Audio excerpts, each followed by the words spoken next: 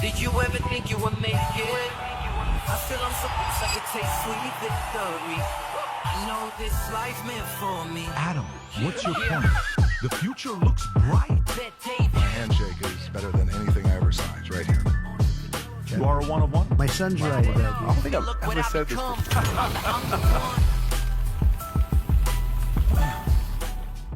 Okay, gang, lots going on. I mean, again, every time it's Tuesday, we have to ask ourselves, do we cover this story? Did we cover the story about the president being asked about J.D. Vance for 2028 and his answer within a half a second? No. Did we cover Musk being on the cover of Time magazine claiming the fact that he's the president, and we predicted this, I don't know how many months ago?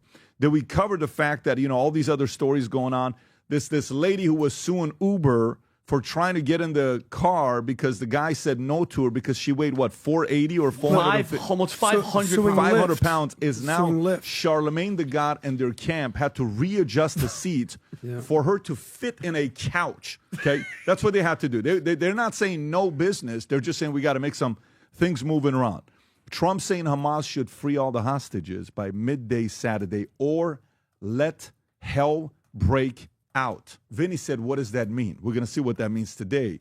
Nancy Mace accuses men of rape and sexual assault on House floor.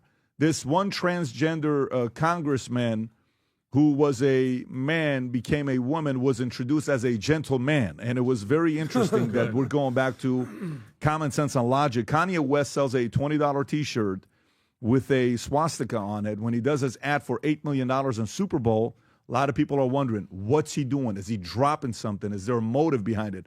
What's he trying to do with this, especially with this? His wife, Stephen A. Smith, when he came down to the Super Bowl, by the way, I don't know about you guys.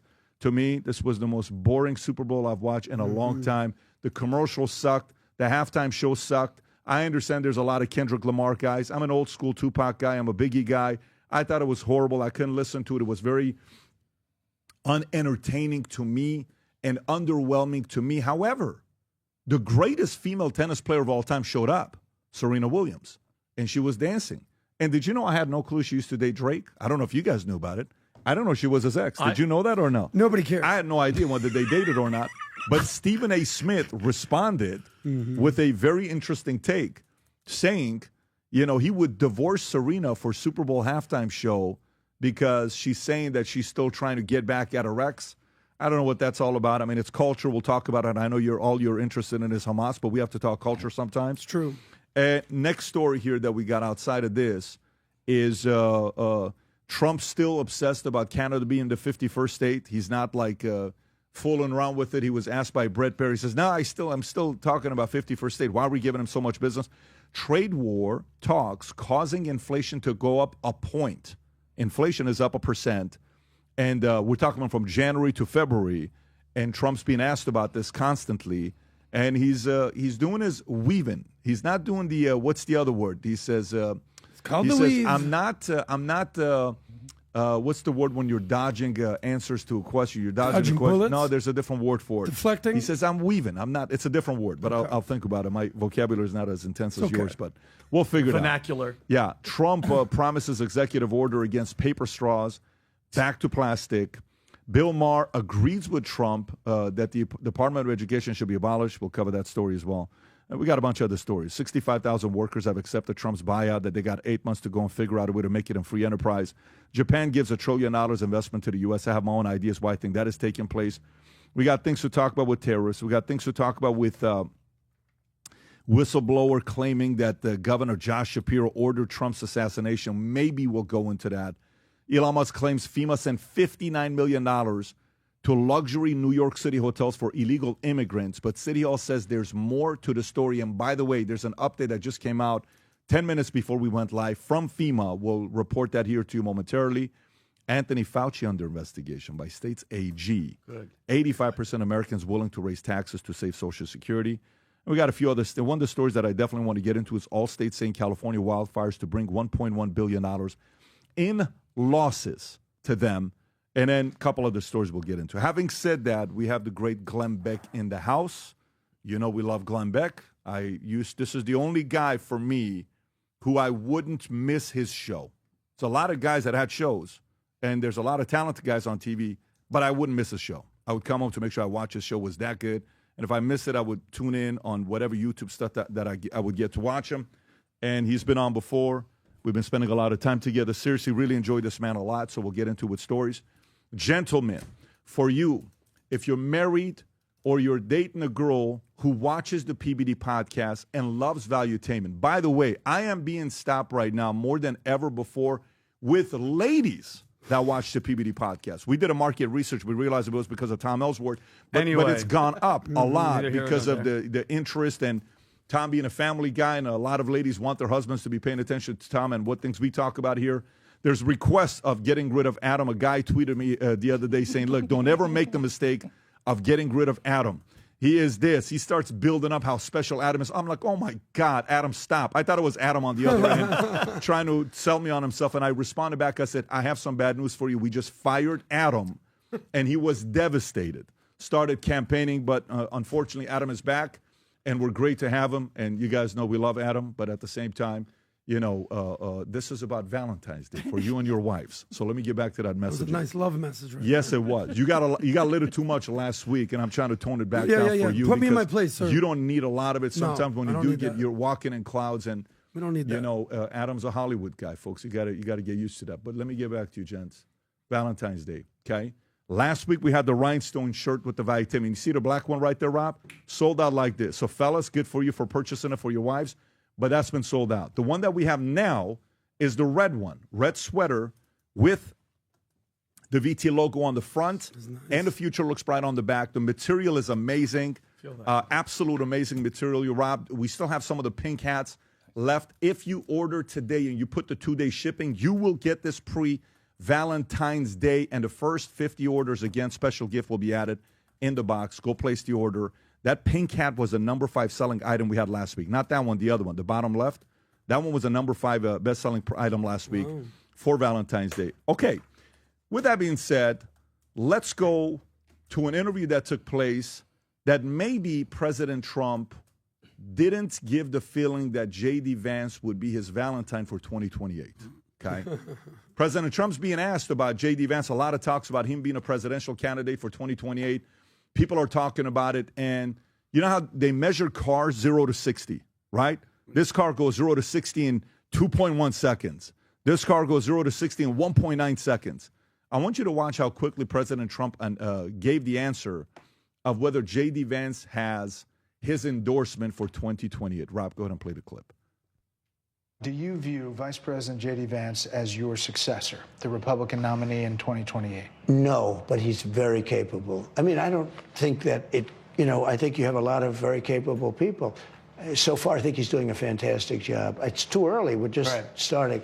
But by the time you get to the midterms, he's going to be looking for an endorsement. Yeah, a lot of people have said that this has been the greatest opening, almost 3 weeks, in the history of the presidency. It's definitely been the fastest and the most stuff Well, happening. we've done so much so fast, and we really had to, because they have really, what they've done to our country is so sad. It's so sad. We're going to be bigger, better, and stronger than ever before. Glenn, thoughts? I think Donald Trump has he's told me he has a 12-year plan. What he's doing right now is he's got to hit everything he promised in the first 100 days. We're in a tough place with the economy over the next year. If it's not turning in a year, we're in trouble. But to really cement this in, it's going to take him 12 years. I think personally, I wouldn't read too much into that. I think J.D. Vance was a great pick because he could be, but we don't know. We haven't seen him in action. Let's not anoint him the successor to Trump. And I think he's saying that. Let's watch him.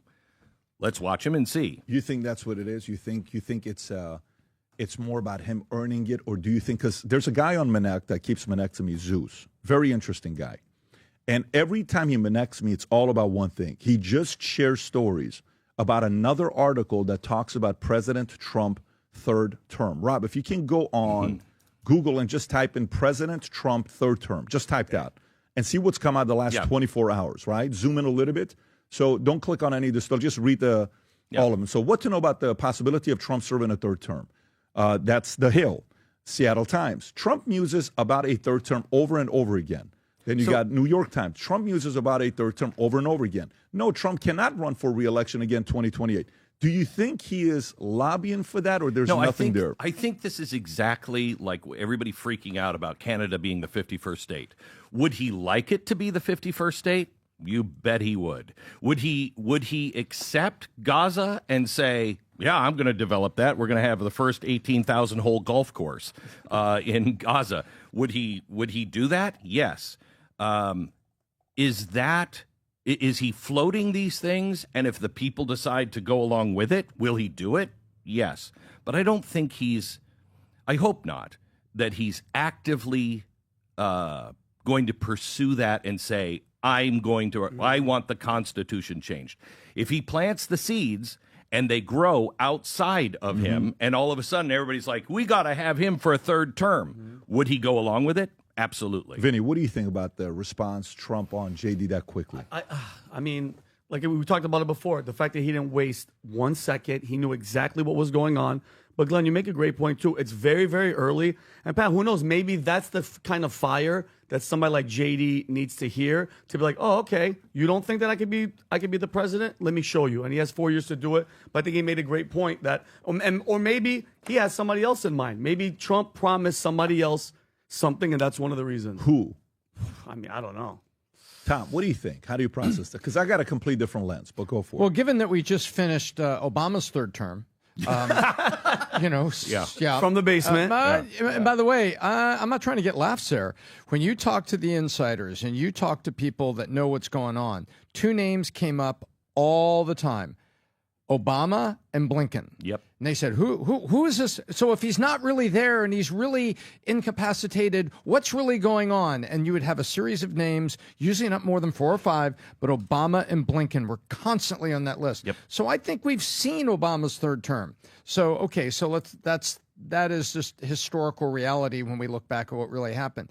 This third term, I think what people are saying is, we are really excited that the right guy is in here, as far as we're concerned. We're really excited about what he's doing, and he's already served 1 term. Wouldn't it be great if he could serve 3? And I think that's what's going on. And there's a lot of cannon fodder out there for that, and people are pushing it. Now, I agree with what Glenn just said, that if I throw the seeds out there and then drop back, and then they get watered and sunlight and grow, and then I step forward and go, look at all this marvelous corn.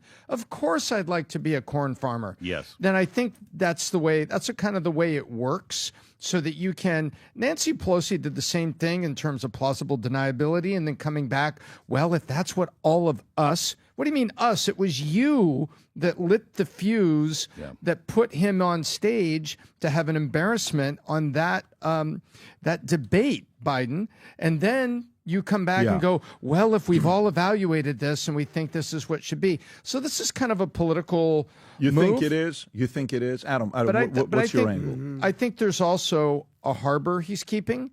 I think he's keeping a safe harbor to say, hey, I'm not going to endorse anybody right now. Right, Adam. So if I'm going to put myself in Trump's shoes, here's what I'm thinking. I go, all right, I've been president for not even a month now. Everything I've dealt with for the past year, getting almost locked up, criminal convictions, shot in the face, yada, yada, yada. I just got reelected, first time in 100 years since Grover Cleveland, and you want me thinking about what's going to happen maybe in 4 years? Yes. I feel like he wants to tell Brett Baer, who he probably respects, shut up and let me just be the president. Yes. I've done more in the last 3 weeks than maybe anybody ever. How many people get out of my face? How many people you think wanted to hear that question being asked? I think for speculation, for future markets, sure. But there's going to come a day. I guarantee you millions of people have been waiting for someone to ask that question. I thought it was a great question by Brett. I don't think that. I think it's ahead of the parade. I think so as well. I think you're about a block ahead of the parade. I don't know if I disagree, but for the sake of asking the question, I think it's a great question to ask. Is it a good question to ask if you're Brett Baer? Sure, it's a very obvious question. Yeah. But if you're Trump, you're the president, you're doing what you got to do. You think shut it down. Here's my only question. What percentage, if you're Trump or even you guys, do you attribute Trump's reelection to J.D. Vance? What percentage? I think it was part of a stew. You know, I think they try to kill him, and Elon Musk stands up. And then you start having all of these figures fall in. J.D. Vance is kind of this new guy, got a great backstory. He's Silicon Valley as well. And so you start to have this whole movement around him that is outside of traditional Washington. And I think he played a role, but not like Elon Musk did. Not even close, right? Yeah, not even close. Would it be But fair he to say did- that Mike Pence probably had more of a role in getting Trump elected than J.D. Vance did? Meaning, I don't think so. I think Trump would have ran literally with a ham sandwich and he got elected. I don't and, think- And no disrespect to J.D., I think he's a beast. I think he's smart. I think he's a great dude. But Trump won the election. Trump It won- was Trump, and he had to insert a second name. Yeah, Period. Trump won the election. However, How many the cups of coffee image did you have today? of- Is it just coffee, Red Bull? What are you drinking? You're on fire. I like it. You said Valentine's Day, Go ahead. Pat. Yeah, I'm it's in good. love. the Wow, image this is- of what Donald Trump is changed. He was a guy who was just shooting from the hip. He's a guy who was just saying outrageous things. After he gets shot, all that temperature goes down, and he just becomes very disciplined and focused. And every pick he makes, everything he does, everybody, all of his supporters are like, "Oh wow, that's good. Oh wow, that's really good." And so he just assembles. It is a team of rivals. He has assembled a team. It's not just the president. It's probably, and for me to say this is remarkable because I can't believe I'm saying this. He may go down as a Lincoln, Jefferson, Washington. He may go down as the greatest president since Washington. And it's not just him. It's, I was talking to Tom Holman last week, and I asked him, how long have you been working on this with the president? And he said, he called me over a year ago, said, "Tom, if I get in, will you serve?" And he said, "Yes." And he said, "Good. I want to take this down. I want to dismantle. How do we do it?" He said, "We've been planning this for over a year." And that's what all of them have been doing. It's a team. Then bingo. By the way, I love the team of rivals concept, the whole Lincoln book, phenomenal. So Yeah. for me, what you just said validates this. Ask the question, is Trump a guy that thinks 5, 10, 15 steps ahead than the other guy? 1,000%. Okay, so he's already thinking about 2020. Just so everybody knows, and he's already thinking He's about thinking 2032. about 2032. He is. So he is thinking about 2032. And for me, in his mind, and I don't blame him for thinking that way, the moment Biden started pardoning everybody, he said, "Oh, really? Thank you. Thank you. You just made my job so much easier. First time ever you want to pardon your entire family? No problem. You want to pardon Anthony Fauci? You want to pardon Millie? You want to pardon all these guys? You're telling us that they were guilty? No problem. Thank you for making my job easier." But in the back of his mind, he's saying, "I lost that one term. Oh, you took that away from me? Didn't one of your guys serve 3 terms? Wasn't that guy serving 3 terms? Wasn't that guy's name FDR? Why can't I serve 3 terms?"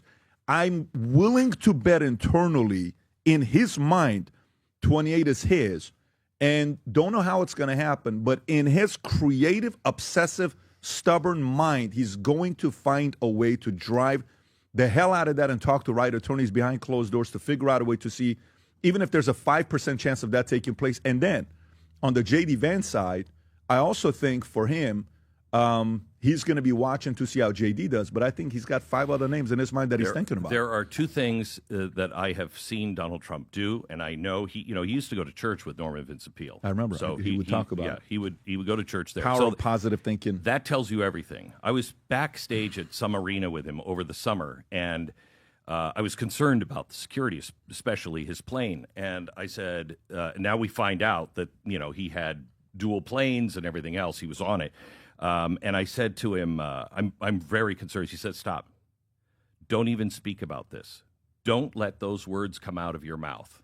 Let's move on." I love it. Okay, so he doesn't speak, but he does speak things into existence. Yes. So when he's saying this, Yes. it's exactly like Yes. you were saying, that he'll plant those seeds and watch them grow. And you know what else the other part is? Let me tell you what personally I've experienced this on a very smaller scale is, so I'm watching this video. It's actually a pretty good video to play. Rob, do you remember the video I sent to you guys about what is it? Tyler Perry. Yep. Can you play that clip? Yeah, give me one So second. Tyler Perry, it's in a PBD podcast group text. You'll find it. in my life, I watch guys. My level of competitiveness with anybody is I always want to do more for you than you do for me. And it's a way of saying, hey, I'm going to go out of my way, but in return, I expect loyalty if I'm doing this for you, right? You're going to meet more people than you've ever met in your life. You're going to get a lot of opportunities. It's just a mindset when you're building guys an insurance company. Here's what we're going to be doing. And then you learn over time, some of the guys you started doing a lot for too early, and they were not grateful for it. Some of the guys you pumped up a little too early, and they became entitled. Some of the guys you did a little too early, and they became arrogant. Some of the guys used your contact to get deals, and then you're like, oh, got it. So until one time it happens, it's just this person. 5 times it happens, no, there's more of you. 50 times it happens, holy shit, I better get a better system to filter people out. So I know in his mind, giving up that endorsement is very, very, very heavy. Valuable. Very heavy. And why would he give that to anybody? You got to hold that to see what's going to happen with him. Rob, if you can play this clip by Tyler Perry, absolutely love this for everybody to watch. Go for it. My life comes in my life in the category of a tree. Some people are leaves. They come in your life. They're there for a moment. They're there for a minute. They're just there. They're going to give you a little shade, do whatever they need to. But when the seasons change or the winds blow too hard, they can't handle it. So they're out. You can't be mad at leaf people. Leaf people are who they are. Let them be leaf people. Don't be mad at them because they're a leaf. Then there are people who are branches, who are a little bit stronger. You can rely on them to be there through seasons. But if you step out on them too far, they may break and leave you high and dry. So you don't know how much you can trust the branch until they've grown with you for a while. But then there are roots at the bottom of the tree. And if you find people who are like the roots, they're not trying to be seen. They don't need anybody to know they're there. They're just trying to give you what you need to hold you up. And a tree can have way many more leaves and branches than it have roots. So if you have a few roots in your life, you've done really well. And I've been very, very fortunate. God has blessed me with a good handful of roots to hold me up, to hold me accountable, to keep my feet to the fire, and to pray for me. Phenomenal message. So what I think he's going through right now is he's trying to find out who the roots are in his administration. I think he already found them. I think it's too early with a few of them. Maybe. I agree. Maybe. I agree. But I think it's still too early with a few of them. And what he's proven is he's the alpha amongst alphas. And others can try to argue that he's the alpha amongst the alphas. Yes. There is no question about that. Yes. So now you can either think like, well, no, I'm going to try to outdo him and or you can say, no, I'm going to be one of the roots because I know in return I'm going to get X, Y, Z. That's how I'm processing him not giving up the endorsement that easily, and I absolutely support the way he did it. Pat, who do you think, other than his family, are the actual roots in Trump's orbit? I think it's less than a handful, and I think Susie is one of them. Susie Wild, I think it's less than a handful. Okay. I think Susie is such a crit. I think Cash is one. Cash Patel.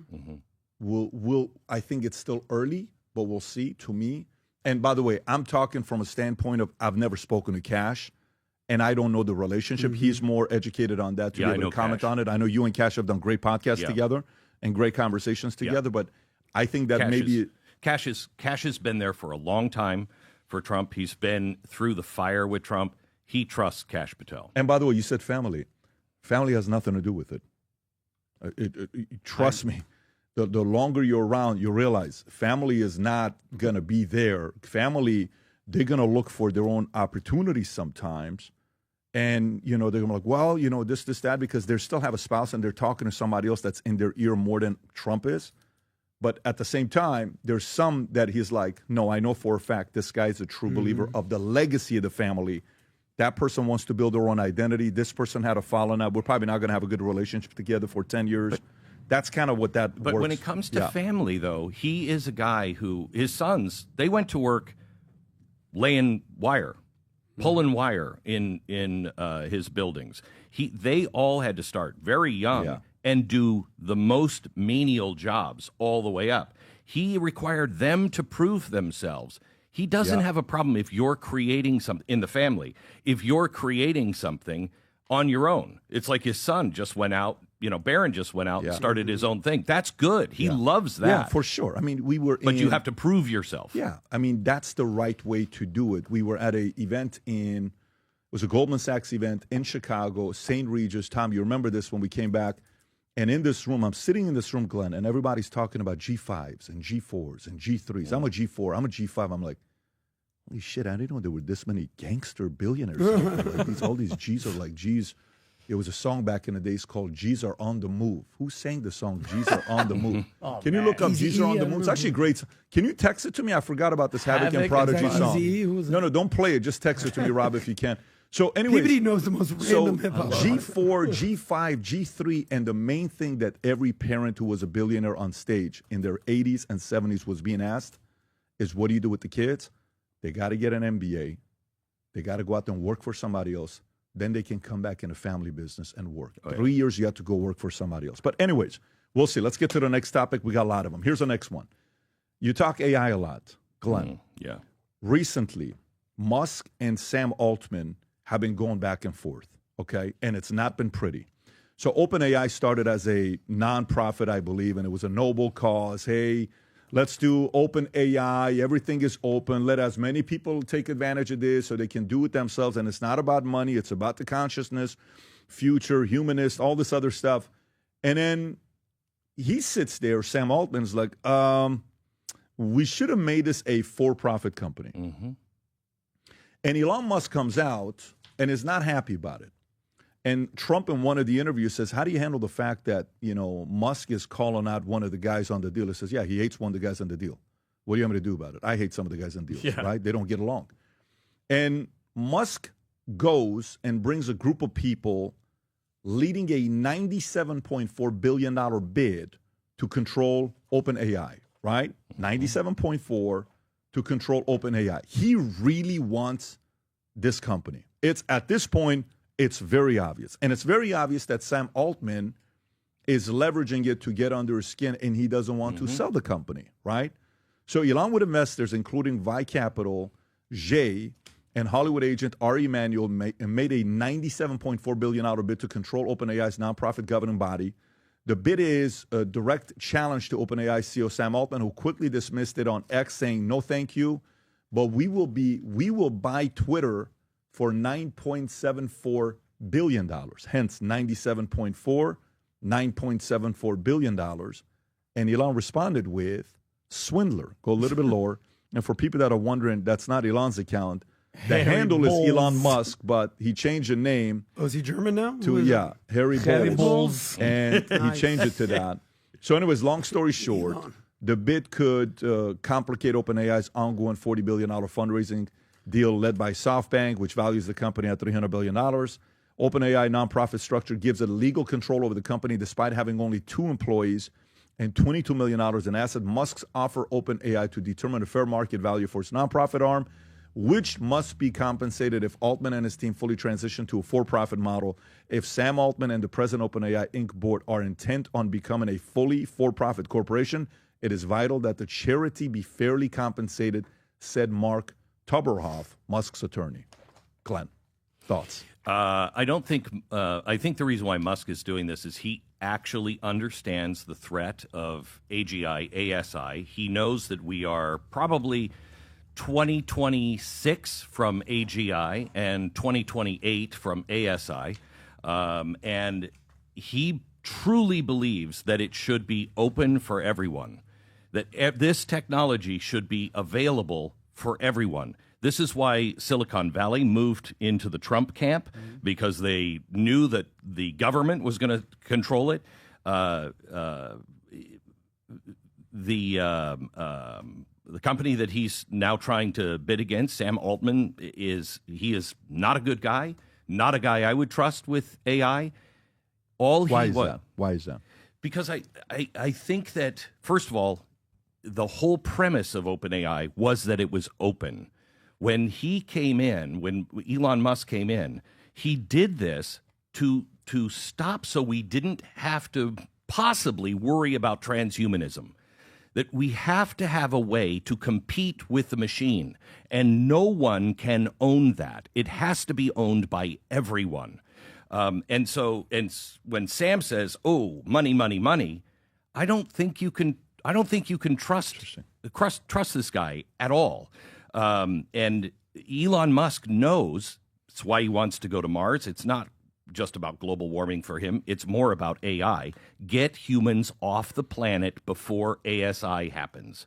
Otherwise, transhumanism has to happen. You have to have, this is Elon Musk, you have to be able to have an implant that will help you understand ASI. Otherwise, we're ants, and we will be controlled by ASI. So your solutions are for Elon Musk. You have to control it. You have to have it open so someone can come in and compete if, God forbid, it goes awry. 2, you're going to have to develop brain implants that give you access to the internet, and you're able to process like ASI. And 3, get the hell off the planet. Otherwise, humanity is over. I think he truly gets it. And I think he's really the only one standing up and telling America, for as much as they will hear, the truth of what is coming, what danger this poses. Tom. Well, I agree with that. And I feel like this is a 3-level chess game. Level 1 is the egos of the 2 men involved, Elon Musk and Sam Altman. And they go back, and they've been banging back and forth quite a bit.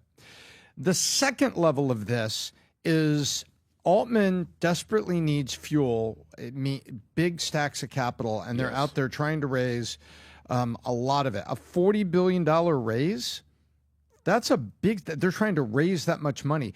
Picture it this way. They're like trying to raise 3 companies that are going to basically be capital that's put into OpenAI at a value of $300 billion. Well, valuations are determined by market forces and by investor forces. And so what he does, he comes out with this at 1/3 the value that Altman's going out for. So Altman's going out for a $300 billion valuation. He comes out at 1/3 of that at 97.4.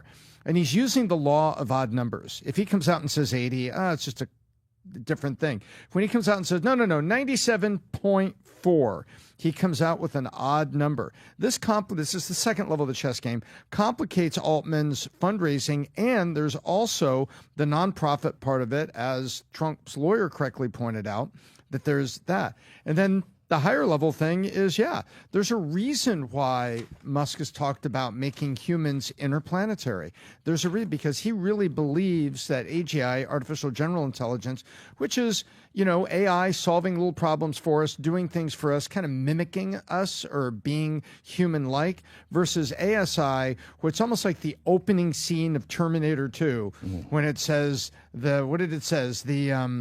what was the name of the computer? Skynet.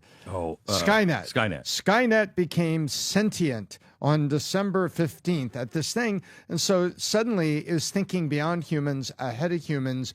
And there you have that web. So this is a 3-level chess game here where he's interfering. He's riffing on his ex-buddy, Sam. He's interfering with the financing because he wants to interfere with the financing because he wants to interfere with the structures. And then also he's playing this game 5 moves ahead, and he's concerned about this AGI-ASI thing. And if you listen to him at smaller talks, this is exactly what Musk is talking about. So there's a huge underbelly of this thing. This is just a little bit of an iceberg showing up above water. There's a big thing underneath. If Elon is pushing this hard, and Elon's got an eye for what's going to happen in 10 years, this is either a big threat. Say that again? It's not 10 years. It's less than 10 years? By the time we are electing the next president, we'll have AGI and possibly ASI. By the next election. We have AGI in certain lanes right now. Yes, we do. But is it like an Oklahoma land rush type of a model, and he wants to be urgent to get it before Altman has control of it? Here's when you'll know everybody is serious. We need to build nuclear power plants right now. We need every piece of energy online right now, and we need server farms the size of cities.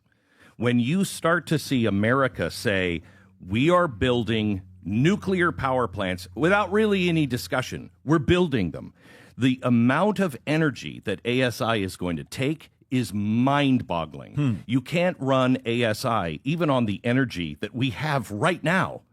You have to you have to have these server farms next to a nuclear power plant, and that power plant is just powering the server farm for ASI. That's going to take about $800 billion. When somebody is serious, which is exactly the number, by the way, that Trump is proposing, when you get serious money of $800 billion for power and server farms, that's when you know we're in the lead. And I have to tell you, I have been preaching about ASI and AGI since the 1990s and warning about the ethical things that we have to take into consideration.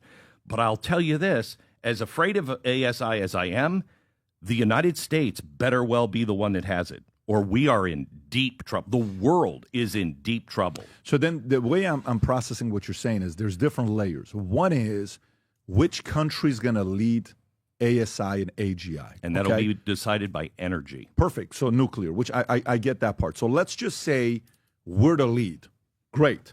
So who cares whoever leads it within America? Just let's be happy to be the fact that we're leading it. Now, second, let me ask the second part of the question. Then a second layer is, look, if we can lead it as a nation first, great. But the second one is who the hell is running it? Is the concern, because you know who owns most of OpenAI? 49% is Microsoft. And so that's who? That's Bill Gates. Bad. So that's Bad. the part where it's a Gates controlling it or a Musk camp controlling it. And, in my vault, in my library, I have a letter from Lyndon Baines Johnson as the president to, I can't remember who it was, in Silicon Valley, who was proposing government funding for Silicon Valley. This is in 1967. And Johnson says, we know the government needs to have a high tech. We're going to be investing. The government has been in on Silicon Valley from the beginning, and that's not necessarily working out to be a good thing. We need to make sure whoever is programming and whoever is owning this, that we have ethical people that we trust. Having Bill Gates involved in OpenAI, too late. He owns 49%. It's terrifying. No, he owns it already. So there's nothing. So put some handcuffs on him with Elon Musk. Right. Yeah, and what you're talking about in terms of energy, we brought this up on the podcast. We've been kind of sounding this alarm for a little while. Right now, in the U.S., there is one large-scale nuclear reactor under construction. It's in Oak Ridge, Tennessee, and it was just approved for that power company. Funny, Oak Ridge is one of the 3 cities of the old Manhattan Project, out in the middle of nowhere. And would you like to know how many China has under construction? How many? 27.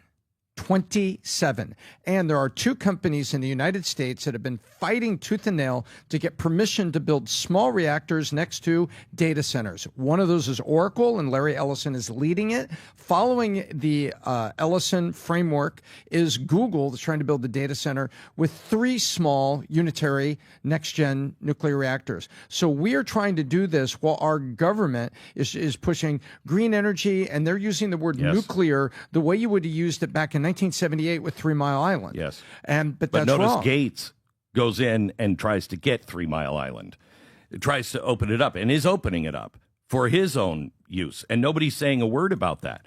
I mean, everybody should be rooting. It's amazing now that the left has just nonstop demonizing Elon Musk, a guy who honestly, single-handedly, I shouldn't say that, with in collaboration in some ways with Donald Trump, has freed the world and given the world, the people of the world, actual hope that we're not just going to be the downtrodden.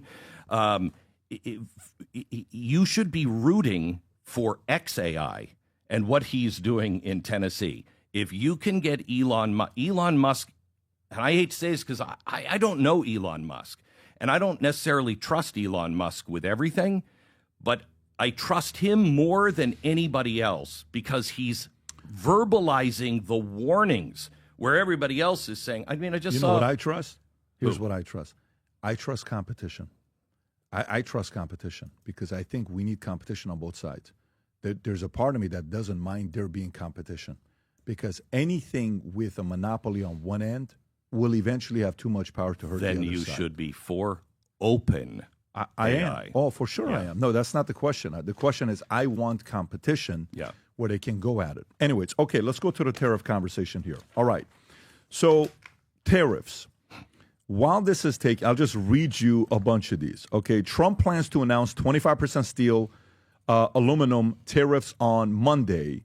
This is yesterday, right? That's a Bloomberg story, Rob. I think you got a clip on this. Is that him speaking about it, or is that somebody else? Give me 1 second. I'm looking for it. Okay, so that's that one. Oh, here it is. Is it him or is it someone else? It's him. Okay, go for it. So the failed American trade policies have led our once incredible United States steel and aluminum industries, once incredible, they're not now, but they're not bad. I saved them because of my first term, totally saved them. If I didn't do what I did, I put massive tariffs, not the highest level, but pretty massive tariffs. We took in a lot of money and we took in a lot of jobs, but we were being pummeled by both friend and foe alike. Our nation requires steel and aluminum to be made in America, not in foreign lands. We need to create, in order to protect our country's future, a resurgence of U.S. manufacturing and production, the likes of which has not been seen for many decades. Rob, you can It's pause it time right for there. our great industry. So 25% tariffs on all imports of steel and aluminum, okay? Then the EU and Asian exporters, including South Korea, are preparing for potential retaliation, recalling past trade disputes. Under Trump's first term in 2018, the U.S. imposed duties on $7 billion of European steel and imports. China retaliates with imposing $14 billion worth of U.S. goods with their own set of tariffs. So that's China, okay? Beijing imposes tariffs of $14 million goods with levies ranging from 10 to 15% on liquefied natural gas, coal, crude oil, farm equipment, and automotive goods. Its embassy in Washington announced. So this is the move after U.S. Trump posing a 10% levy on Chinese products. Okay, so that's that part. Stay with me here. While this is taking place, Brazil makes preparations for U.S. tariffs, okay? Reciprocal tariffs are all over the place. I mean, I can go on and on and on about different conversations here. This leads to the story of interest rates. Rob, if you can pull up interest rates on what's going on here. What page is that talking about where interest rates are now? Is it the one with, yeah, that's the one right there. It's page 19. A Wall Street Journal story comes out talking about the mood of the American consumer is souring. Consumer sentiment has dropped significantly as inflation expectations jumped from 3.3 in January to 4.3 in February, the highest since November of 2023. It's very rare to see a full percentage point jump in inflation expectations, says Joanne Su, the director of University of Michigan. Concerns about tariffs and economic turbulence have driven pessimism across the political spectrum, with even Trump supporters like Paul Bison, a 58-year-old business owner, saying, I don't like the turbulence, I don't like the chaos in a market. Trump's threats of 10% on China, 25% on Mexico and Canada fuel the economic, da-da-da-da-da. Okay, so that's what's taking place there. Tom, your thoughts about tariffs and how it's increasing, how it's causing inflation expectation jumping from 3.3 to 4.3 in February? First of all, the tariffs haven't been in place long enough to cause that. They're just getting announced right now. And I find it amusing that when Trump was announcing tariffs on metals, that the European Union retaliated with tariffs on Harley-Davidson motorcycles and Levi's. That's what the European Union. That would be like a wife says, okay, I'm really upset. Embargo on sexual relations in this household. And then the husband says, oh, yeah? Well, then I'm not going to put the seat down. Right? It's like, how do you compare these two? And so I think right now, I have said for weeks, these are tactics, not taxes. And they are meant to move people in the middle of negotiations. Are markets responding? Are stock markets responding? We had a 48-hour bounce on the stock market 2 weeks ago, and things went back to normal on a couple things in tariffs. So the tariffs, what he's saying is, if you're not going to come to the microphone and you're not going to negotiate on fair trade policies with me, guess what? Here I come. And I'm going to build jobs in America. And I'm going to, if that means I'm going to put tariffs on raw bauxite, which becomes aluminum, okay, then this is what we're going to do. And so these are tactics, not permanent taxes, and we have to wait and see the impact on them. Now, the news media needs to say red man, orange man, bad, and so They're saying inflation's up a bit. It must be those damn tariffs. The tariffs, there hasn't been an impact on a price of something yet. The tariffs have to go into impact. Then you need compliance by companies or mining companies. Then you have to have end result to finished goods so you can say that they've had time to actually calculate that inflation is up. So any inflation that's up right now, these are November and December impact stats that are still related to the vestiges of the Biden administration. But the media wants their headline. So the negotiations are real. The taxes are real, but they're not going to be here real long. And these are negotiations, and people need to calm down because I think it's all going to settle back, and the water is going to achieve its level, and we're going to be just fine. Glenn. But in the meantime, lots of headlines for people that don't like the Orange Man. Glenn. So I agree. You have to separate his love for tariffs, which he loves, and then also income taxes. He hates income taxes. Would he like to see the United States go back to the way we originally were, where we're getting all of our taxes from overseas and not from the people? Absolutely. But what you're seeing here is negotiation. And every time the press has said, oh, look, it's going to destroy, they've been wrong. He's negotiating. He is the toughest and most brilliant negotiator I have ever seen. From tariffs to Gaza. Look at what the guy did with Gaza. He says the controversial thing was, you know what? All these Palestinians need to leave Israel. That's not what everybody was talking about the next day. They were talking about, and you know what? I'm going to build a resort there. It's going to be the resort of the United States. Everybody in the Middle East, they were trying to stop that, not the exit of the Gazans. He does this every single time. He is negotiating, and brilliantly so. Everybody has faltered so far. Everybody has lost to him on tariffs. The key here is on any tariff that he actually means. What he is doing is rebuilding our infrastructure. We have got to make this stuff ourselves. But how are you going to do that when you can buy it cheaply overseas? He's trying to bring all this industry back, but that takes time. He's got to balance this thing to where he can punish people and reward people. If he goes to a 15-15-15 tax, if he can do that, then you're going to start to have all of these manufacturers coming back, basing things here in the United States. But it's dangerous, a really dangerous game to play with these tariffs until you get the taxes that incentivize people to come back here. Makes sense, Adam. Yeah, what he did on Gaza, I believe you mentioned the fact that he moved the Overton window. Yes, yeah. Which is basically sort of what it's acceptable, what's sort of in the nomenclature of what is even appropriate to even discuss. He's like, oh yeah, we're going to go over here now. We're like, whoa, where'd that even come from? Right.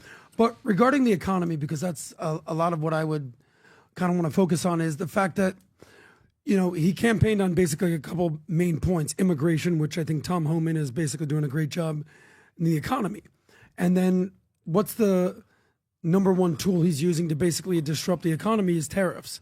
And he's fallen in love with the tariffs. We all know that. However, you're starting to see the headlines come out and people are basically confused because, Rob, if you want to pull up just the headlines real quick, we don't need Trump's conflicting business policies sow economic uncertainty. This is the number one story in Wall Street Journal right now. So if you know anything about the markets, the market likes certainty. The market kind of wants to know, hey, what's going on here? And right now it says companies are excited about the administration's focus on fossil fuels, lower taxes, and deregulation. Great, but confusion over tariffs, deportations, and federal cuts is getting in the way. You also have another article about the fact that CEOs and bankers, for them, the Trump euphoria is fading fast. Then you have another headline, the mood of the American consumer is souring. Do you have that article? That's the one I read. Yeah, okay, gotcha. So people are basically confused. And there's a bunch of graphs, basically people don't know what Trump is going to do. And that's great in a negotiation. That's great if you're going to basically try to move people out of Gaza. But if you're the American consumer, if you're a banker, you're a CEO, and you're planning for Q2 or next year, what have you, trying to plan 5 moves ahead, it's kind of hard to do your planning if you don't know what's going to happen How- 6, 12, 18 months from now. How is it a guy like me knows what's coming? Because he's doing what he said he would do. How is it that it's causing uncertainty? You know what he's doing. He's Because using the average tariffs. person isn't as smart as you, Glenn. No, the no, average person isn't writing books or writing. You're the talking average about person there. You're doesn't talking know- about the markets No, I'm just being saying, uncertain. The consumer sentiment. That's every single one of us. But what's your What I'm point? saying What is- is- what is your- is what your I'm saying is point- the average consumer is confused. Yes. That's my Confused point. or scared? Maybe a little bit of both. Pull up the fear greedy I index. think you're playing with Yeah. headlines. You need to look Yeah. at numbers, Adam. I mean, 47% of people, the approval rating is 47%, which is a high watermark for presidents at this time as people are trying to figure out, okay, what's the tax policy going to be? Are we going to get the secretaries all, in place so we can have hard policy decisions coming out? And right now, consumer sentiment, is overall strong. And with that, you need to look at the writers that wrote those, just like you can go to vtnews.ai and you can find out where the spin is. The writers that wrote some of those Wall Street Journal stories, go find out what they believe and take a look at what they're doing. They're interlacing two things. Oh, banks love this, but there's uncertainty about this. It's confusing. Wait, prove to me that the second half of your headline, made to generate clicks, is somehow that there is a true impact on the front end of what Jamie Dimon in the banking industry is doing right now. There's not. These are headlines. The media is in the business of selling ads. Well, unfortunately, and they're doing it right now. Unfortunately, By they're the not way, just headlines, Tom, because there's actually data that goes along with this. When you talk about consumer sentiment, it's not like they can just throw a headline out there and then not have any data to support it.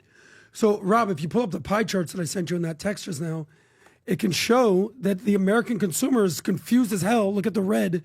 They're basically saying, are we going to end up paying for all this? That's okay. So if you look at the red right here, they're basically Yeah. saying, is the American consumer going to end up being the one who pays for the tariffs? Now, I do agree they haven't been implemented yet. So it's all speculation. But they said in and the the article second right here, half of the tariffs have not been implemented. Yep. Trump's theory is, go ahead, raise tariffs. Everybody will say, well, that's just going to cost of living is going to go up. Yeah. So reduce taxes. When you do that, then you have the balance. You can't just raise the tariffs. His second shoe hasn't dropped yet.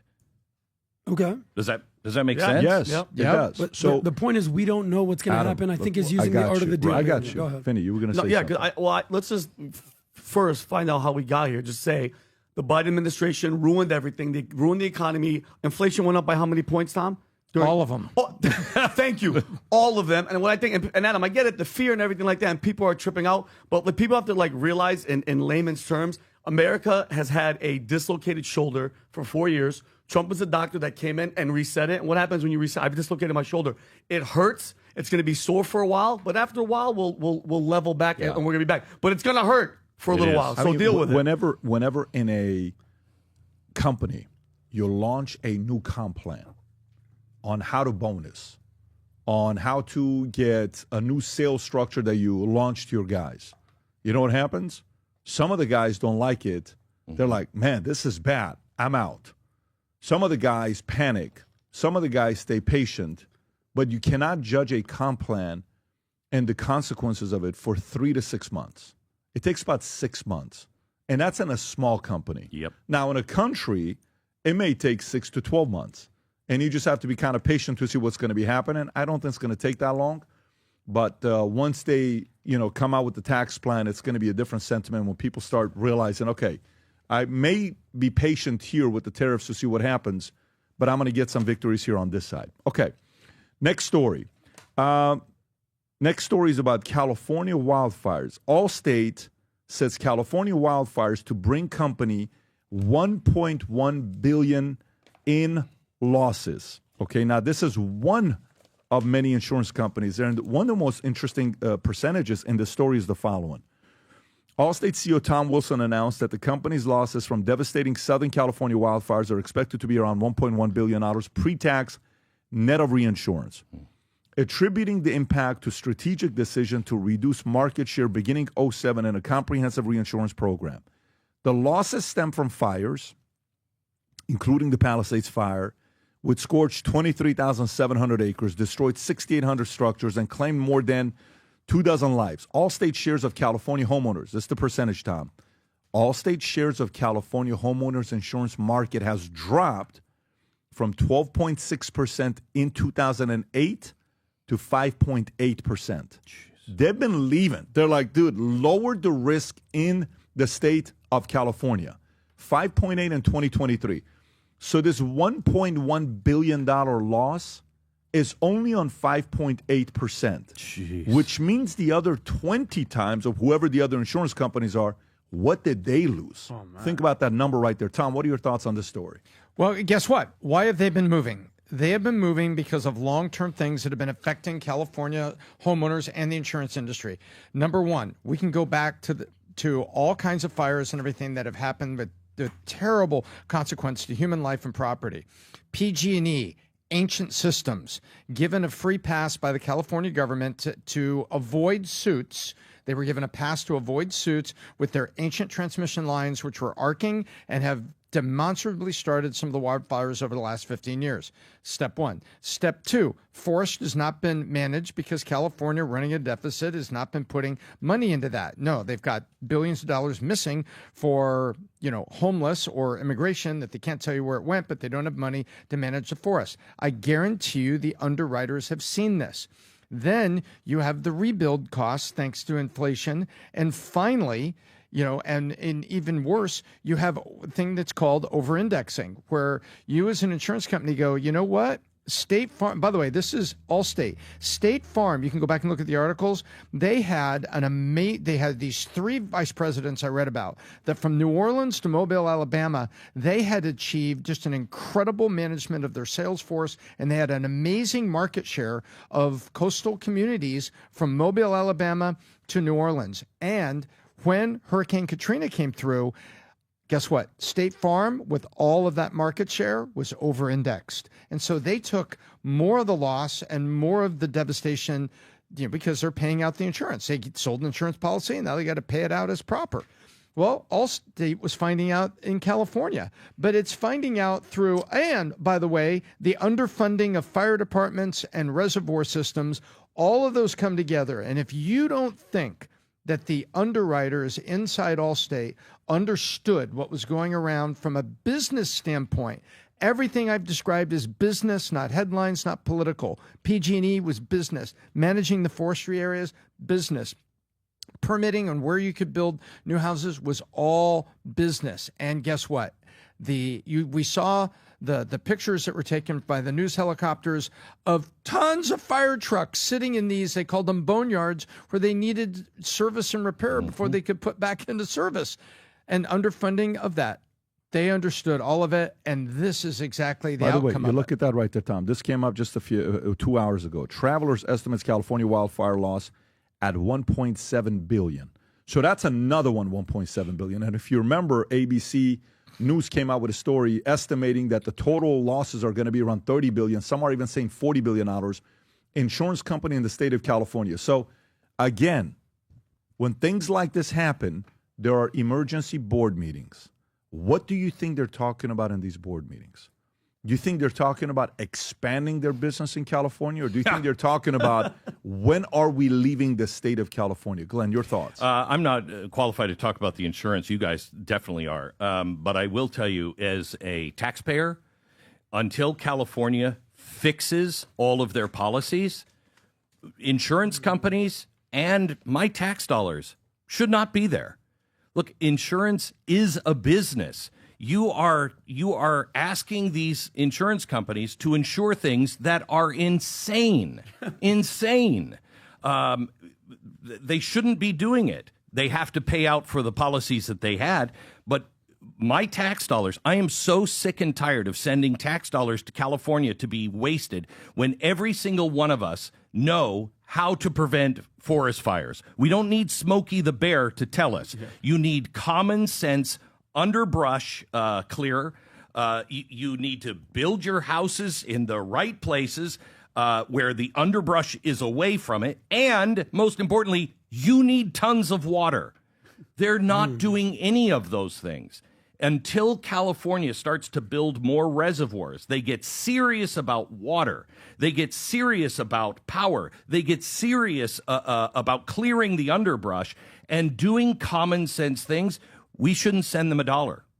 Now, I feel for the people who have lost their homes, and I want to be there for those people, but not California. Not California. And when you hear the word FEMA, ladies and gentlemen, that is, you hear FEMA, that is your tax dollars leaving Washington, going to an area of devastation. And it's helping fellow citizens like yours, which is a good thing, but it shouldn't be going there and it shouldn't be happening. By the way, it's sensible. when you're saying FEMA this, is that. FEMA story just came out. Employees set to be fired over egregious $59 million payment to New York City migrants. This is Musk claim that the Federal Emergency Market Agency, FEMA, violated the law by sending $59 million last week to luxury hotels in New York City to house illegal migrants, adding the Department of DOGE just discovered the payment. Musk insisted the money is meant for American disaster relief and instead is being spent on high-end hotels for illegals. Stated a clawback demand will be made today to recoup these funds. City Hall officials disputed Musk's claim on the $59 million had been previously disclosed, not just luxury hotels. They clarified that only 19 of the $237 million in federal funding awarded to the city had not gone to hotels, and that the majority will be spent on reimbursing other services the city shoulder. By the way, while this is happening, New York Post comes out and says, who was getting fired, Rob? The story you just pulled up? The 4 people you said got fired? Yes, 4 Federal Emergency Management Agency employees who were the ones that diverted the money to house the illegal migrants in New York City are going to be fired by FEMA today. Yeah, I mean, listen, I'm not. They should go to jail. But, by the way, let's stay on this. The only reason I'm reading this to you is because Glenn brought up FEMA and Tom talked about FEMA. Adam, you've been in insurance for a decade and a half. You see the story here with Allstate, state of California. What are you thinking? I mean, I don't want to relitigate exactly what they said, but Glenn brought up the best point. Like, if you go on page 8, while their city is burning down and there's billions of dollars to be held accountable, this is the #1 story in Fox News. California residents protest, threaten lawsuits over state's refusal to follow Trump's trans athletes ban. So it's like they'd rather have the city burnt down than live under Trump's anti-trans policies. Go ahead. You talked about basically having some common sense. Yeah. So while your city's burning down, hold on, guys. Stop. We got to have dudes be able to compete against ladies. Yeah. Come on, guys. That's And what we're you talking know what? about If right that's here. what California wants, fine. Yeah. But I'm not paying for it anymore. I'm not. You can sit outside of California and see the disasters that are headed its way. You could have predicted all the homelessness, all the drug, all the crime, all the fires. We can sit in our states and watch it and go, that's not going to work out well. So why are we continuing to pay for it? I'm done. I'm done. If they want to do that, that's fine. But we're not sending you tax dollars. No. And did you hear, Pat, as well? I think it was last week, Gavin Newsom was talking about the mandate for people that were rebuilding. And he said that you can't rebuild the same. You have to rebuild with science and climate in mind. So not only are they going to have to put up low-income housing, Pat, you can't even build what you want. And this, I read this yesterday, and this is a fact. The city of New York also pays, it's happening, $220 million to rent the entire Roosevelt Hotel in Manhattan to house illegals. So I was... Look that up, Rob. I was in my charity. We were one of the first in to North Carolina for the hurricane. I saw it firsthand. I saw 8 days into it, FEMA just showing up and doing nothing. And the federal government trying to come in. We had set up a temporary airport. We had people with helicopters from all over the country coming in to volunteer their time, right? Saving people. The government didn't do anything. When the government first came in, thank God it was a bunch of veterans that were running this airport, if you will. It was at the Harley-Davidson dealership. And the federal government comes in and says, you're running an illegal airport here. This doesn't have FAA approval. And all of the vets stood up and said, you can try to shut us down. Go ahead. But we are staying here. We're saving lives. Get the hell off this property. Seriously. And they walked away. But they did it in every single category. Yeah. The FEMA needs to be shut down. Yeah, Shut down. And millions of people are with you on that specific topic when you're seeing things like that taking place, which leads me to the next conversation. Bill Maher, who, by the way, when he's speaking, he did agree on a lot of things, and then he said, but I still think climate change is number one. I still think climate change is number one. Let me just read this to you. Bill Maher agrees with Trump that Department of Education should be abolished not like kids are getting any smarter. Rob, is this the one that he talks about, Rahm Emanuel? Yes. Okay, go ahead and play this clip. Go for it. Byron Donald. The public is aware of the mismanagement, the improper payments. What about the Department of Education? Now, I don't know that much about it, but I've never read good things. Rahm Emanuel, who I agree with on almost everything, here was a quote. He said, "A third of 8th graders can't read, and now he wants to close the department." And I thought, that's probably why they can't read. Or at least partly. I mean, the numbers keep getting worse and worse and worse. And I don't know if the Department of Education is anything but, I mean, it doesn't really, I don't know what it does, except take money. It's sort of a middleman. It doesn't like run classrooms or do stuff like that. I don't think it makes policy.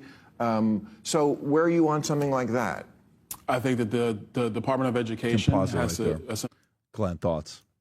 Department of Education needs to be shut down. I mean, I know Betsy DeVos, and she said, you walk around that place, and she said, it has nothing to do with local schools, has nothing to do with it. The teachers union and Department of Education are the reason our kids are being churned out and pushed out into the streets without an ability to read anything. Those two operations, Department of Education, wipe it out. We've got to break up the unions. The unions are pretty much just another NGO that something like USAID, if it was in a foreign country, would be enabling and sending money to. Tom. Well, married to a teacher and who taught in LA Unified as a union teacher before she got fed up and went to private schools. So I know of what I speak, and I've raised now 2 girls that have come through this, and I've done a lot of research on it. And there are 2 changes that would need to be made. And the first is merit-based accountability for teachers. Teachers need to be evaluated for their merit and their abilities like anybody else, and the ones that have poor attitudes or not abilities are no longer teachers. Simple. The union uses tenure to block the merit-based evaluation of the teachers. So, number one, but give the teachers also an ability to teach. Let them find the good ones that teach in their own way. And let them teach it. Correct. On the effectiveness yes. that teachers, exactly, completely. That's point 1. And number 2 is there's a lot of stats that are out there that talk about the number of dollars per pupil.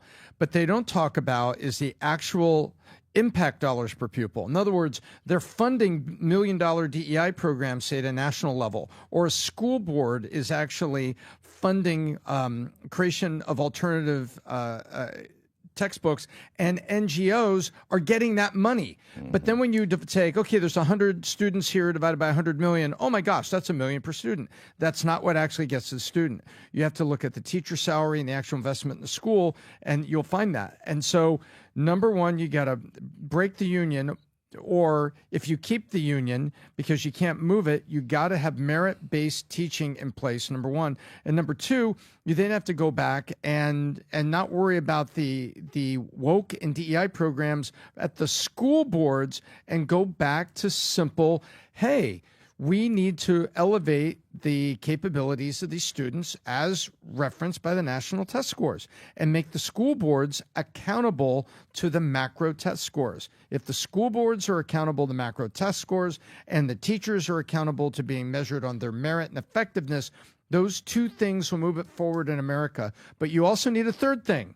And people like to talk about it, but there is a third thing out there, which is parental impact. And how people parent and the value that people put on ensuring that their kids are at school and how early you give them a cell phone and what you make them do. You don't have to have a lot of money to help them focus and to put guardrails around them of what they do after school hours in terms of just studying and doing basic homework. So there has to be participation from the parents. And if those 3 points were pushed on a national level, all of this improves. And by the way, guess what I haven't even mentioned? Department of Education, because what do? They're just doing programs from up high at the federal level, and you don't need it. You absolutely don't need it. Adam. Yeah, Bill Maher's like, I don't even know what the Department of Education does. I don't think many of us do. They don't. Exactly. No, I think, something that Pat always talks about sense is that common sense will hopefully prevail. Whatever's happening in government right now, if you want to break down the whole Department of Government Efficiency, a lot of it is not even necessarily efficiency, it's accountability. They're basically saying, yeah, I think it was, they talked about zero-based budgeting and basically going line by line. Like, what are we doing with this money right here? Where's this going?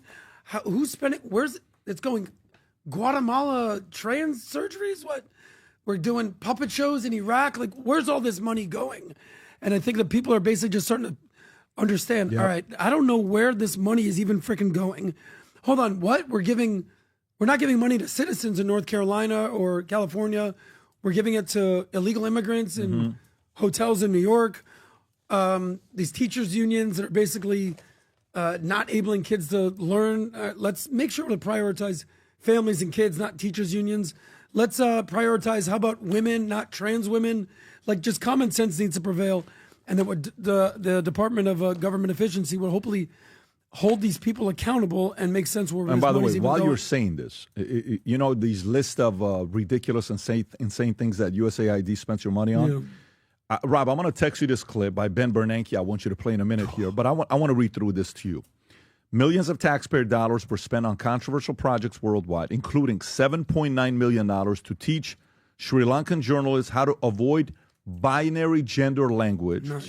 Number two, $4.5 million to... Who hasn't been calling for that? That's right. $4.5 million to combat disinformation in Kazakhstan. Yes. $2 million for sex changes and LGBTQ activism in Guatemala. Thank God. We're fixed now. $2.1 million to help the BBC value the diversity of Libyan society. Now I can sleep good at night. $10 million. BBC is in British Broadcasting Corp. $10 million worth of USAID funded meals ended up with an Al-Qaeda-linked terrorist group. Yes. $6 million for tourism in Egypt. $5 million to EcoHealth Alliance, which helped fund bat virus reached at the Wuhan lab. $1.5 million to an Armenian LGBT group. That's what matters. That's what matters. That one we can I'm let not slide even a little supporting bit. it. Forget about Let's let that one slide a little bit. Forget about the Armenian genocide that's going on. We got to touch LGBT. Don't worry about the $1.5 million to the LGBT advocacy in Jamaica. $2 million to promote LGBT equity in Latin America through entrepreneurship. $2.3 million for artisanal and small-scale gold mining in the Amazon. I don't even know what that means. Yeah, Me neither. $5.5 million for LGBT activism in Uganda. This is where the money is going. But this is why people are so annoyed. I want you to watch this clip. This is from 08-09, okay? 09. Ben Bernanke is being asked about where $500 billion of money went to. This was shared to me by Brandon. Play this clip, watch the way he answers and just watch his body language and tell me if you believe him. What's Go his ahead, job title? But Pat, what was he the back chairman of the Fed. The Fed. He was the head of the Fed. No, this guy was like the previous Alan Jerome Powell. Greenspan. Right? The younger people don't know because they don't. Play this clip. Go for it. Who got the money? To financial institutions in Europe and other countries? Which ones? I don't know. $500 billion. $500 billion, and you don't know who got the money? The loan went to the loans go to the central banks, and they then put them out to their institutions to try to bring down short-term interest rates in dollar markets around the world. Well, let's start with which central banks got the money. There are 14 of them, which are listed in our. I'm sure they're listed in here somewhere. All right. So who Watch. actually made that decision to hand out $1 trillion that way? $500 billion. Who made that decision? The Federal Open Market Committee. Okay. And was it done at one time or in a series of meetings? A series of meetings. And under what legal authority? We have a long-standing legal authority to do swaps with other central banks. Do you It's happen to know anything? it's not an emergency authority of any kind. Anything specific about it? Yeah, it's his lawyer. Do you know the? Anybody? My counsel says Section 14 of the Federal Reserve Act. Tom, thoughts on this? It's amazing that such a massive. By the way, does anybody remember how much TARP was? What was TARP? $787 billion. Okay, so we're talking about a number that is 75% of TARP. And TARP, we agonized over it, and who's getting it, and is everybody going to pay it back? And I guess Ford didn't take it. There were islands in the stream of companies that didn't do it. And we were so concerned about all that TARP money. And he is casually talking about, we gave it to the central banks. Central banks give it to their banks. $500 billion. And him, it shows how big the dollars are at the FOMC, the Federal Open Market Committee, and how big the world economy are, but also how blasé our number one leader is about it and not knowing it. How can you not know? Well, it was $500 million, and that was a really tough time because this is 2009, and I think all you good people know that last year, 2008, was a suck of a year. And so it went this much this way, this much went here, this much went here, because the contagion that was the collapse in the U.S. spread over to those banks, and so we needed to give them liquidity, and here's the top 5. And this is just the beginning of it. Don't you want a guy to say that? We tracked this about 4 years ago. There's about $3-4 trillion that did just that, just disappeared from the United States. The scary thing is, this is where we get war. This is when the entire world is destabilized. Bessent said just this weekend, he said, Elon Musk is going in and he's going to make recommendations. He's not making changes. He's making recommendations. We did this in the 70s. We did this in the 90s, and nothing happened. He said, so we're going to get his recommendations, and I don't make the decision. This Secretary of Treasury, I don't make the decision. Me expecting him to say, the president and I will make the decision. No. We will give these recommendations to the Federal Reserve, and they will make the decisions. Excuse me? So when Elon Musk said, we've got to audit the Fed, when you get to the Central Bank of the United States and they try to get in there, that's when you're going to see the entire world destabilized, because that thing is a black hole. A black hole. I think this is just inevitably needed. I mean, when you ask the common person and they say, I pay taxes, I made $300,000 this year, I made $100,000 this year, I made $500,000 this year, I made $50,000 this year. Where do all my taxes go? You go look at your paycheck and it has your, Social Security, you have a Medicare, you have Medicaid, you have all these employee tax payroll. You're like, what's happening right now? So then, accountability is a hell of a drug. And when you start asking these questions, what happened to $500 billion? He's just like, I don't know. What my lawyer said, according to Section 472. But you know what? I don't really know. But that's also the reason why America is excited about DOGE. Yes. That's why. It's Yes. very simple. America just wants to know, where is my money going? And you talk about team of rivals. You know what it makes me think about? Why it's possible for the $3 trillion to be gone. If there's such a thing as team of rivals, there has to be such a thing as team of criminals. Yes. Where they protect each other and say, hey, how much you got? Okay, cool. All right, good. Good for you, my brother. Okay, I'm going to go. How much you got? Okay. Guys, yes, so this is, look, sometimes it happens, and, but we're going to have to move on, and to see what's in the bill, you have to pass it first to find out exactly what we're spending money, and trust the politicians that they have the best interest in you. And we're like, exposing no. those people is Jason Bourne stuff. That's when you get the most powerful people with all this money saying, not me, not me, cause a distraction. That's when you start to have wars. And that's the problem, Glenn, I think. Sorry, Adam. I think that's the problem of why this guy has been such a threat to them. Yes. No wonder why they tried to shoot him. No wonder why they're trying to destroy him. It just hasn't stopped, because now he's in. He's pulled back the current. And Glenn, and now we're going transgender Guatemala. What the? Like, so, what? So listen to this, though. We're still framing this incorrectly. People are saying, where did my tax money go? Yeah. You will work your entire life. You will struggle to make your taxes, to be able to go to the grocery store, because you're paying your fair share. Yeah. All of your money will not pay for the LGBTQ advancement in Uganda. Everything you've paid your entire life will not pay for that one program. What the hell? Yep. You say we're here and I'm getting Social Security tax taken out. Then I have to pay my income tax. They're spending not only the income tax, they're spending more than the income tax, and they've spent your Social Security money as well. Yep. They're leaving you penniless. For what? Not Ugandans. They're doing it for the NGOs and the power. Yep. Exactly. And not even the NGOs as well. I mean, look at the Department of Defense. So, I mean, I think, Robert, I sent you that clip, the conversation that Jon Stewart had with, I think, the deputy secretary of the... This is not new. Yeah. Okay, but the point is, this is the problem. Yeah, you can play this clip. But play the clip. This is older. And Rob, if you can get the date so we can tell the audience when this is from, we'll go for it. 2 summers ago. Like, there is a lot of waste, fraud, and abuse within a system. Audits and waste, fraud, and abuse are not the same thing. So let's decompose these please pieces educate me on Sure. what So an the audit is difference exactly what you just described, Yes. which is, do I know what was delivered to which place? Right. The ability to pass an audit or the fact that the DOD has not passed an audit is not suggestive of waste, fraud, and abuse.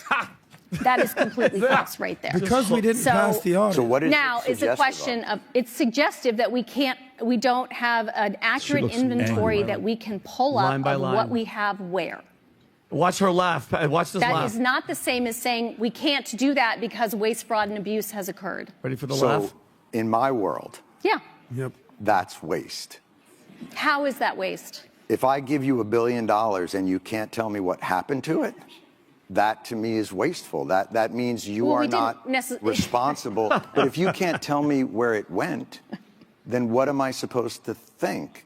And when there has been reporting, I mean, this is not, look, I'm not saying this is on you and that you caused this, but I think it's a tough argument to I'm pretty make sure I that didn't cause it.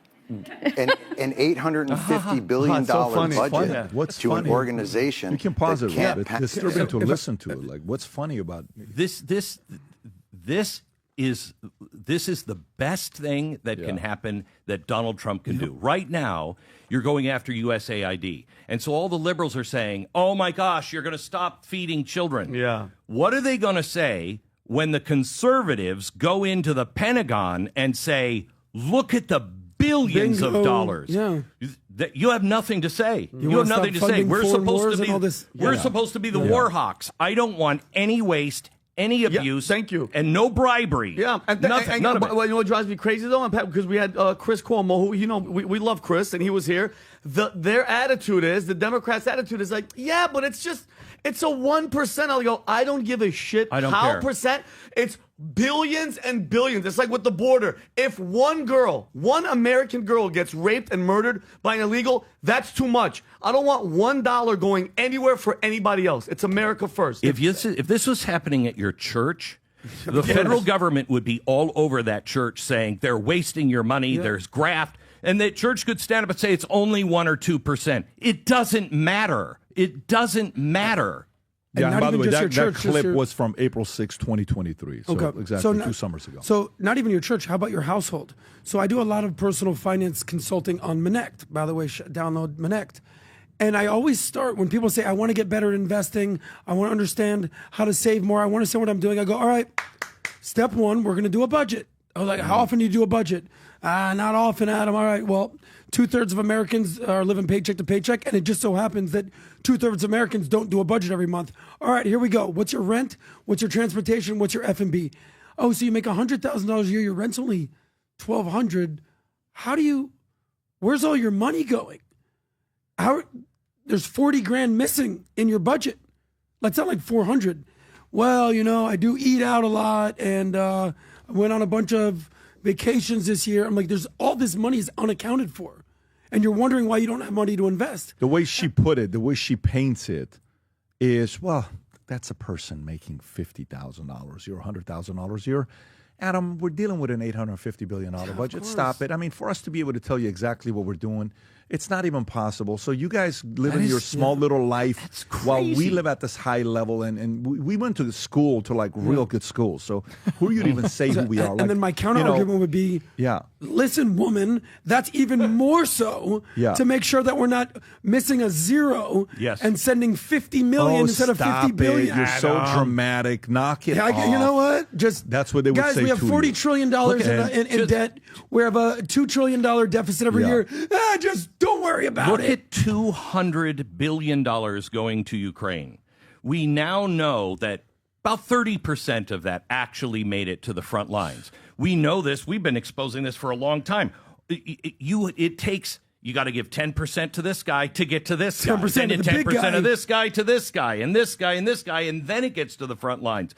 We now know that they are selling some of those arms to the border cartels. Okay? That's why this matters. That's why we should have known exactly where every dollar goes. Well, let's go to, while you're talking about that, Chelsea Clinton was accused of getting paid $84 million, Rob, if I'm not mistaken, right? There was $84 million that went to the family. I don't even know what page it's on. And she comes out. Didn't go to the family. Went to the foundation. Foundation. Right. Went to the foundation from USAID. Yes. Is this, if you go a little lower on this story with Hillary Clinton, Chelsea Clinton, a claim circulated social media that Chelsea Clinton took home $84 million from USAID. Chelsea Clinton, daughter of Hillary Clinton and Bill Clinton. The USAID has recently come into focus because of President Trump's administration to dismantle, et cetera, et cetera. Go a little bit lower, Rob, to see what the number is. And at the center of it was Chelsea Clinton, a chart going around from data Republicans showed how much money flowed into different organizations to a box labeled Bill, Hillary, and Chelsea Clinton. Gross receipts totaling $84.624 million. Jeez. And Rob, be careful. Be careful on this is the problem. And as conservatives that are for all of this stuff, cutting and finding the graft, we have to be very careful. What people are getting from this is, we paid $3 million for her wedding. We don't know that. We do not know that. What we do know is that $84 million went to the Clinton initiative. How they then spent that, I don't think we have the goods on it yet. I haven't seen the paper. I totally get it. All I'm saying to you is I'm showing you this, and then I'm showing you how she responded. So then she responded, lies and conspiracies about my family and me are nothing new. Still, I'm particularly troubled by the absurd claim that continue to pervade social media this week. Fact checks being demanded. Damned fact. I'm proud the Clinton Foundation has helped tens of millions of people worldwide. Like in Haiti? Our impact speaks for itself. I don't take a cent from the foundation. Never have. In fact, my family personally contributes meaningfully to our work each year. Misinformation isn't just noise. It's a weapon. Efforts to undermine good work won't stop us, and we stand in solidarity with those who are committed to the truth, public health, progress, and the endless potential of our future. Glenn. As somebody who runs a charity, I can tell you that I know where every single penny goes. We do 2 audits a year because it's got my name on it. If a dollar goes to the wrong place, I'm done. So we audit and audit and audit, and the first thing I ask every time, can you tell me where every dollar is going? Do you know where every dollar is being spent? I'd be doomed by the federal government, as I should be, if I'm a charity and I can't answer every single question. When are we going to see the Clinton initiative truly audited? When are we going to see these NGOs truly audited and know where every penny goes? I think that's what a lot of American people want. Exactly. That's what they're questioning. And they want wanna jail know, time okay, if you broke the law. Sure. They want to say, if you did anything wrong with the money that you and your parents have been raising for decades, guess what? Let's hold you accountable.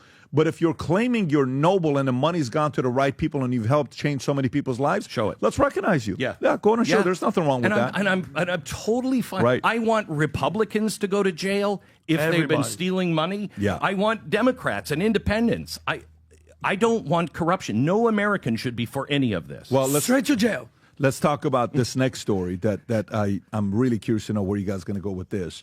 Page 15 is Anthony Fauci. Oh, doctor. Under investigation by state AGs. This is an Outkick story. 19 state attorney generals, led by South Carolina AG Alan Wilson, sent a letter to Congress stating their intent to hold Dr. Anthony Fauci accountable at the state level despite President Joe Biden's preemptive pardon.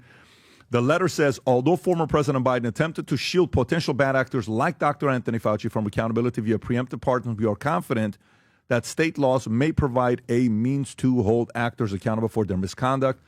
They requested that Congress share any findings of violations of state laws so they can evaluate state-level courses of action. The AGs accused Fauci of suppressing discussions about the lab leak theory and misleading the public on COVID vaccine risk, which they say contributed to an erosion of trust in health institutions. They wrote, Dr. Fauci led a deliberate campaign to stifle the voices of premier health scholars regarding the lack of adequate testing of vaccines, which kept the public from knowing about risks like myocarditis and pericarditis among young adult males, the verified increased risk of blood clots in women, and the long-term effects vaccines had on fertility. Glenn, will anything happen to Fauci? Yes. And I did not believe this. I mean, a year into it, I did a 2-night special on just the stuff that we could find in public spaces that showed the smoking guns everywhere. Now we have the actual data. Now we have a preponderance of evidence, and he's backdated it to 2014 for very specific reasons. This guy has been breaking the law and becoming his own god, and he has to go to jail. And I never thought he would, but under Trump, it's not going to be vengeance. It's not going to be, repaying his enemies. They are looking for the truth between Pam Bondi, Kash Patel, Bhattacharya. They're going to unravel this thing, and he's going to jail. And it will be because of the states. They have a right and a duty to do it. Vinny. I'm Glenn, I have a list of the top 3 people that I just despise. As hard as this, being a Christian and trying to pray, and I actually have to pray for these people. Yeah. That's the hardest thing I think about being a Christian. Yeah. I have to pray that they get their souls intact, because at one point they're going to be judged. But he's at the top, and Alejandro Mayorkas have always been at the top, and Pat knows this. He pushed these lies, and I saw a meme. Imagine getting medical advice from a doctor that needs a pardon for the medical advice that he gave you. Yes. That's why all these freaking Democrats, all these people, but do you remember, Glenn, they would put those pictures of him in front of their lawns? Like they would worship this demon. He was the golden calf. He was the golden calf. And people are like, well, Trump was, he's been around for 7 presidents? But while this is all going on, Pat, DOGE announced, and Elon, that in the past 48 hours, HHS canceled 62 contracts worth $182 million, and one of them was, ready for spending, $168,000 contract for an Anthony Fauci exhibit at the NIH museum. They're like, he's a god. Put that, that's going down. And then the one more thing that I saw, it was Lauren Boebert was having a House Oversight Committee hearing, and they questioned Justin Goodman. He's a senior vice president at the White Coat Waste Project, about the National Institute NIH funding research that involves, they were implanting tissue from aborted fetuses into lab animals, so abortions, that's why they're so pro-abortion. He confirmed that such studies have been funded by the NIH, specifically mentioning Dr. Fauci's NIH allergy and infectious disease. That's He's what a he monster. was doing. That's what he was doing. Pat, you want to hear this clip? Yeah, of course. This is it. Implant aborted baby parts into lab animals. Have you heard of that sort of research? Yeah, we did an analysis a few years ago showing that over 90% of experiments with using human fetal tissue and putting them involved animals were funded by Fauci's NIAID. Do you know where they're getting the aborted human fetal tissue? Universities? A lot of it is happening at colleges and universities that have affiliated hospitals that perform that Pro-abortion, kill your Madam babies, Chair, because I guess think we what? need We to need look to into use that them as for well. experiments on animals. And what is and honestly, when you look at Fauci and what he was starting to do in 2014, what he really started it with Dick Cheney right after 9/11, almost all of these, there is no medical reason to do these experiments. They have not made medicine better. They're not making us safer. In fact, the opposite. They are making things much, much more dangerous in the world. Where is the medical evidence that any of this was good and useful? You can't even make that argument. Zero. And the only comfort that I could have, Glenn, and I was thinking about this yesterday, for the rest, because they took away his security detail. He's finished. He has to pay for his own security, which is good. For the rest of his life, Glenn, anytime he looks out of a window or he's outside in public, he's always going to be like this. At least I have that comfort, because how many people's lives he ruined, how many kids' lives have been ruined, and how many people freaking died that they couldn't go to their grandfathers' and grandparents' funerals because that scumbag knowingly knew what he was doing. Well, I hope that nothing happens to him except he goes to jail. No, I want him in prison for the rest of his life, but he's going to be nervous everywhere he goes for the rest of his life. Well, Tom. Yeah, when everybody on social media that says, oh, he was pardoned. Well, let me give you a constitutional lesson. No offense. Article 2 of the Constitution points out that the president can grant reprieves and pardons for crimes against the United States. And there are multiple precedents where the state attorney generals banded together. They banded together against Google and price fixing until it was taken up to the Southern District of New York by the federal government. So the states have the purview and the ability, as well as to work in parallel. Really, Vinny, so you're in Arizona, I'm in New Mexico, and we have a hoodlum who's committed crimes in both and says, wait a minute, our indictment is word for word the same as your indictment. Tell you what, we'll wait for you, but as soon as you're done, then we're going to try them here. I'll give you an example. You have the hashtag Me Too. Harvey Weinstein. He was tried where? In New York. And who stood down and waited for the New York case? California. But as soon as it was done, who had to have his old wrinkled butt put on a plane and went to trial in California? Harvey. Guess what? Ladies and gentlemen, that's what you're seeing. And I just wanted to back up a little bit because there's a lot of comments that are happening and there's a lot of stuff on social media. Biden pardoned him. No, not against state crimes. And you've seen it with Weinstein. And that's what we're going to see here. I'm just going to sort of be the rain on this Fauci going to jail parade. The chances, I think, of Anthony Fauci going to jail are less than 1%. Why would I think that? Who the hell we've ever seen go to jail for something like this? Who the hell's ever seen what we've seen in the last 21 days? Sure, I understand. Yeah, very good However, point. they just came out 2 weeks ago and they said, yeah, by the way, breaking news, straight up, it did come from a lab leak. Mm-hmm. Nothing happened. China, but we're about to have the 5-year anniversary of COVID, like in a couple weeks. 5-year anniversary. Has China paid anything? Are we having any accountability? Look at Missouri. The Missouri AG just sued China. China didn't even show up to defend itself. Respect to the great state of Missouri. Yeah. Out of nowhere, suing they China. are suing him. Okay, good. They're suing China for billions and billions of dollars, which means if they win this case, they can just take all the Chinese land out of America. That's a big if. Who knows? I'm rooting for America here now, guys. However, I just don't see any accountability here. By the way, throwing Fauci in jail.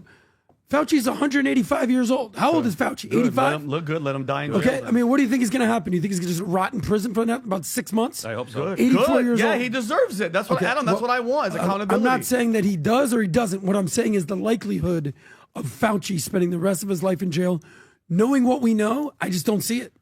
I don't see it happening. Knowing what, I would absolutely agree with you. Before January 18th of this year, I would have absolutely agreed with you. But what happened when the president was elected? You are in a new reality. New reality. We have yet to see it pay off with somebody going to jail. But I know Kash Patel. I know Pam Bondi. These guys are not going to screw around. They're not. Donald Trump is not going to screw around. I've never seen a president. Do you know he made sticky notes every time he went off a stage and he had a promise that he made? He wrote it on a sticky note, and he put those all on a wall. And then when he was elected, he went through and said, this one. He's just checking them all off. He's going to do it. Has Trump made any public comments recently about Fauci at all?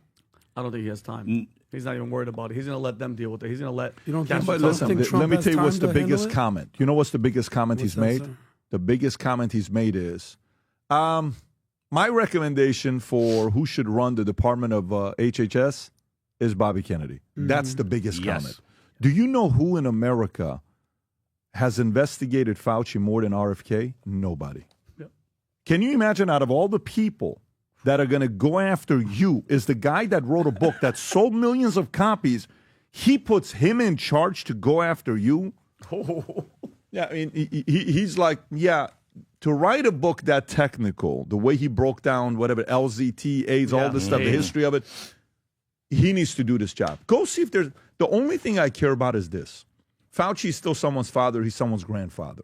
Fauci is still someone's son, someone's nephew, someone's, all of that. Fauci is someone's family that loves the guy, right? Totally fine. If he committed a crime, if he manipulated people the way I'm convinced that he did, yes, destroyed kids' lives, Your mom, your dad dies. You can't go hug them or see them. He said Thanksgiving to not be around your family and stay away from your elderly. The only thing somebody in their 70s and 80s has left is company. It's the only thing they care about. They don't want money. They don't want a car. They don't want fancy food. They don't care about any of that stuff. All they care about is, can you just have lunch with me? Can you just have dinner with me? Can you just come and let me tell you a few stories about back in the days? Can I sit down with me a little bit and just tell me you care about me? That's all. How many people did he take that away from? Yeah, bro, let me tell you, that's personal.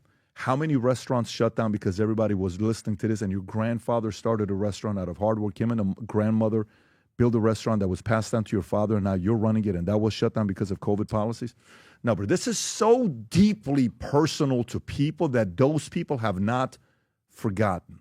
If he did anything, we find out when they investigate, I expect 100% level of accountability. And this kind of action is why Trump would get a third term, because they would see, wow, we're a completely different nation. He takes this stuff seriously, and he answers to us. He feels like us. He answers to us.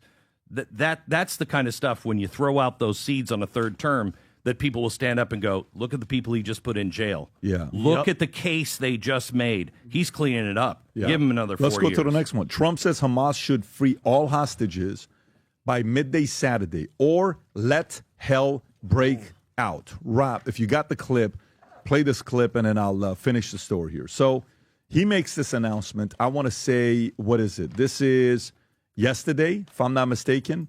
President Trump issues an ultimatum to Hamas stating, as far as is this it, Rob? Yes, sir. Play the clip.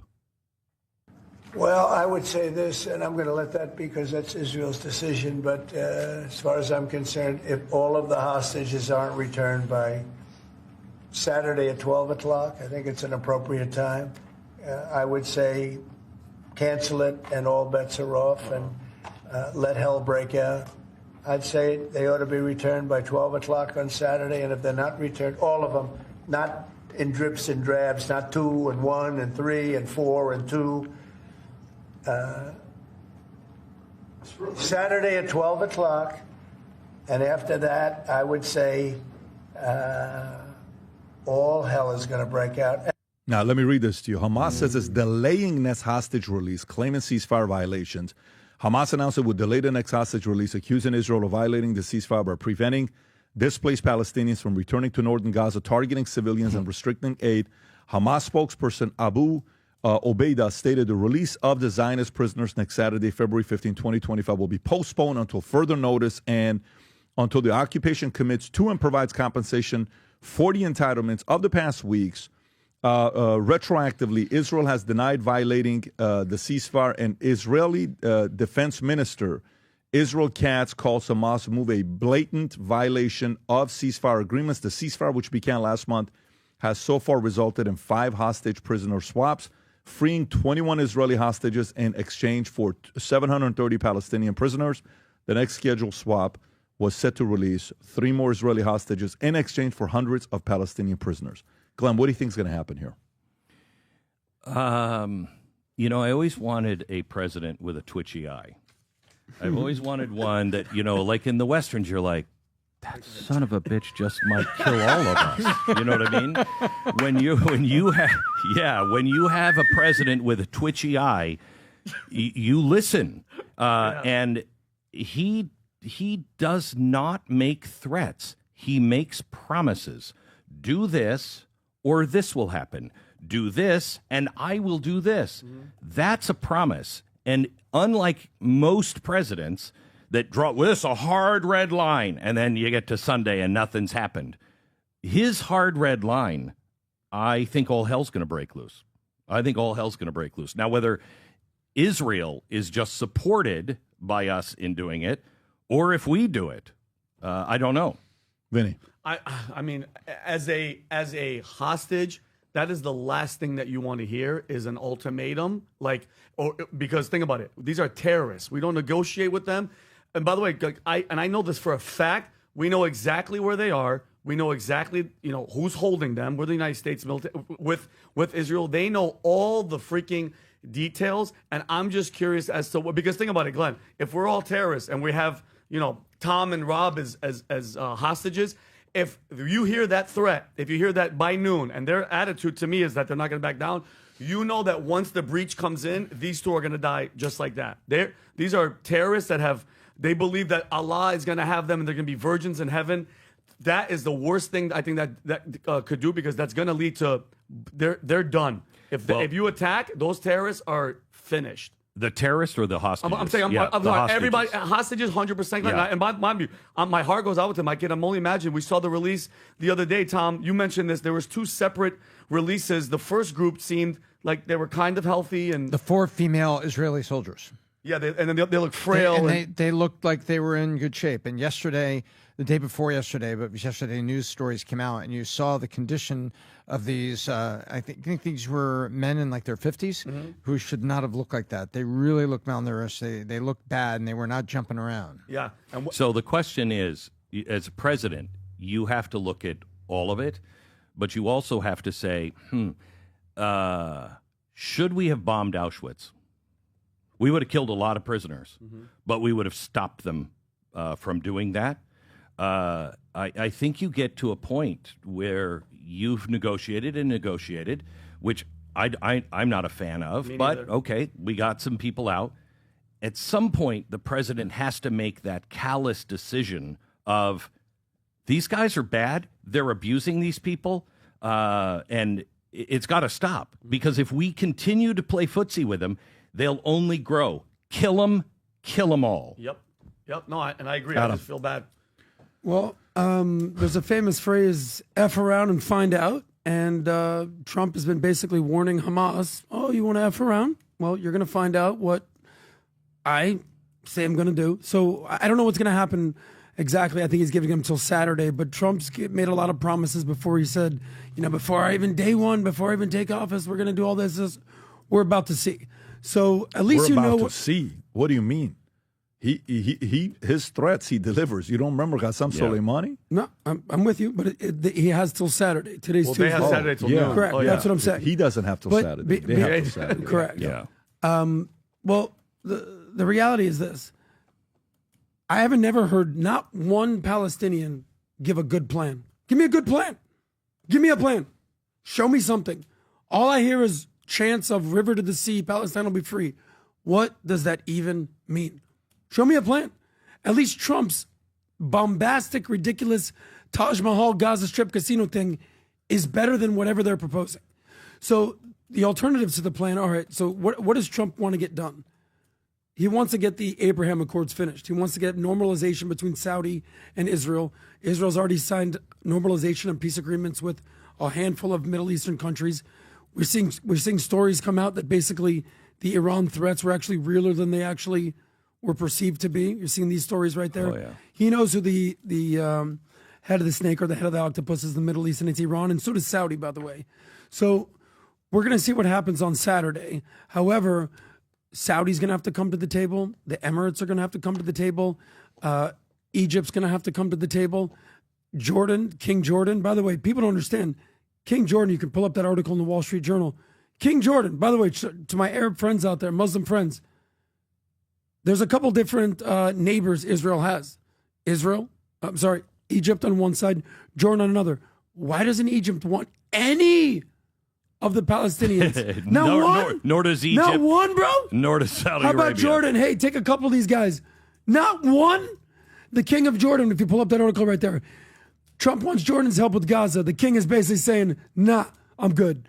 What are you talking about? Didn't the Palestinians, 80 to 120 years come out of Jordan? Well, there was a country called Transjordan at one point, and basically Yasser Arafat tried to basically overthrow the king of Jordan, I believe in the 70s or 80s, right? That's why they don't and want they basically were like, yeah, we don't want you. By the way, the people of Lebanon are like, no, we're good. Syria doesn't want. All right, because there's always a revolution. Okay, so if you're the people of Gaza, what's your alternative? You can't stay in the area that is basically a parking lot. We got to figure something out here, because what's the definition of crazy? Doing the same thing over and over and over again. Every handful of years, they put a war together, they lose, they cry victim. Let's put them in a safe place where they can live in peace and prosperity. But what do you think about the terrorist situation, Adam? What do you think about Trump saying, if this doesn't happen on Saturday, we're going in? What do you think about that specifically? Because I'm curious. Because how many are left? How many hostages What are left? do you mean? What terrorist situation? What do you mean? The terrorists Hamas and that are holding the hostages. Hamas is terrorists? I thought they were freedom fighters. What do you mean, Vin? Answer the question. What do you feel about that specific thing? Him, so you're a hostage, and you're waiting there, and on Saturday at noon, they're coming in whether you like it or not. Well, listen, whether it's the tariffs, whether it's this, whether it's Vinny, Greenland, whether it's Panama, let me ask you a different the question. art of the deal. We lived in Iran. Yeah. We're in Tehran. Okay, Saddam says, we're going to attack you. How do you think our parents reacted? I know what my dad did. We got in the car, And 4 left. o'clock in the morning, we went to city of Karaj. Yeah. And if you want to type it on the map from Tehran to Karaj, type in how far is Tehran to Karaj. I'm sure you know how to Rob, spell you it. know how to spell this, Rob. How far is Tehran He to just Karaj? he just typed in the word carrot. J at How the do you end. use what letter is Karaj. it? J. How far is Tehran to Karaj? Rob, it's not Cadillac. 3,000 miles. Karaj could be with a Q. This guy's using No, it's kilometers over here. Karajan. You got him using a metric system out here, Pat. No, it's not it. Anyway, By the way, type in Ahmadinejad real quick and just see if he's still hanging out there. To Karaj. Let me. Karajan? Anyways, Karaj is 58 16 kilometers. hours. No, it's not, guys. I'm telling you, I'm looking at it right it's now. not that It's far a out. 58 kilometers is what it is, Tehran to Karaj. Anyways, we got in the car, we went there. What happened? Then they 36 started bombing miles. Tehran, and then he started bombing Karaj. Then from Karaj, we went to Bandar Pahlavi. Then Bandar Pahlavi is like northern. Then he started bombing Rasht. If you type in Rasht, You got type this, in Rob. That's 2 R's. Rob, I believe in you, Rob. Power of positive thinking. R-A-S-H-T. He's got a summer Iran. place Iran. there. He knows how to spell it. That's Rasht. Okay, so we went to Rasht. Summer and When Rash. we went to Bandar Pahlavi, he bombed Rasht. So meaning, for people that are seeing Trump say that, Yeah. and you got wife and kids, and you don't support the Hamas, but you're there, guess what? No, I'm talking about the families living in Gaza. Yeah. And you're worried about them, they have to get out. Now, for the hostages that we have, that they're going to go and attack, you don't think now that Hexet is there training with the guys early in the morning and the relationships that they have, you don't think they already have a team ready to go in there to? Oh, yeah. So Trump's not going to tell you what does all hell, in your mind when he says all hell will break loose, you're thinking missiles and bombs and all that stuff. No. When he's saying all hell's going to break loose, that means whoever the top head honchos, the leaders are, you're about to meet your maker. Whether the 72, Virgins are going to be there or yeah. not, I don't know. But you know what? You're going to find out here soon or not. I'm pretty sure not. Well, Yeah, I I don't mean, think listen, that's the promise. So everybody has a promise that they're banking on the faith, and only one of them is going to end up being right. We'll see which one it is. But the reality of it is that's what that means. But what is the alternative? So let's flip it. So he doesn't do that. Is it to do this? Guys, please send them because they need to meet their families. It's not him. Be noble and send them. We don't want to fight because please, what would you like him to do? No, Exactly. It's No, like Team America and Hans Bricks. No, my point that I was going is like, first of all, where are the hostages? Where are they located? They know. Yeah, that's what I'm saying. They're not. I don't think they're in Gaza, are they? No, but what they I'm have saying them is somewhere. they know, bro. Oh, of course they do. Trump's camp knows For sure. where they're at. All they're doing is they want to make sure this is a public, you release them, similar to how Iran did with Reagan moments after he became, and they had those folks for how many days? 444 days, whatever the date is Over that they had. yeah. Yeah, exactly. So we're going to see. Saturday between But now we may go in and all of them die anyway. it could happen as well. That's an Which option. I'm saying, I don't want to wait. I think I'm about that's the last option. Yeah. But there's a possibility that could take place as well. I don't think Trump's going to take that option. I think he's going to take a different option. Let's go to the next story. The next story I got here is a business story with PwC. Consulting giant PwC, whom we've worked with many times, discourages white Asian students from applying to career programs.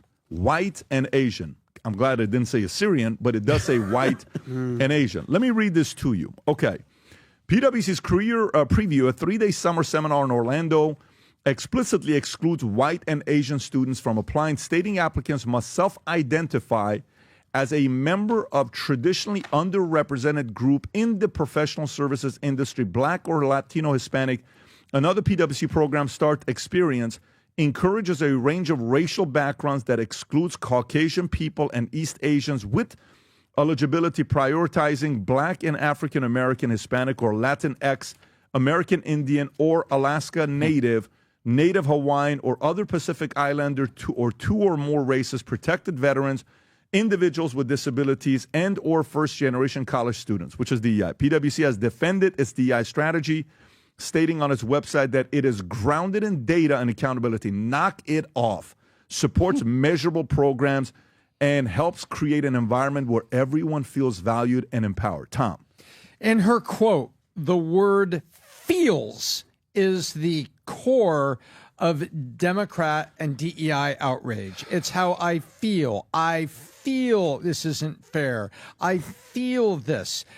And they say it's grounded in data. Okay, so they've done a census of who's what race in their company, and they have to. You know what it says when it's grounded in data? They gave McKinsey $500,000. That's what that means. That's exactly right. Yeah. Exactly.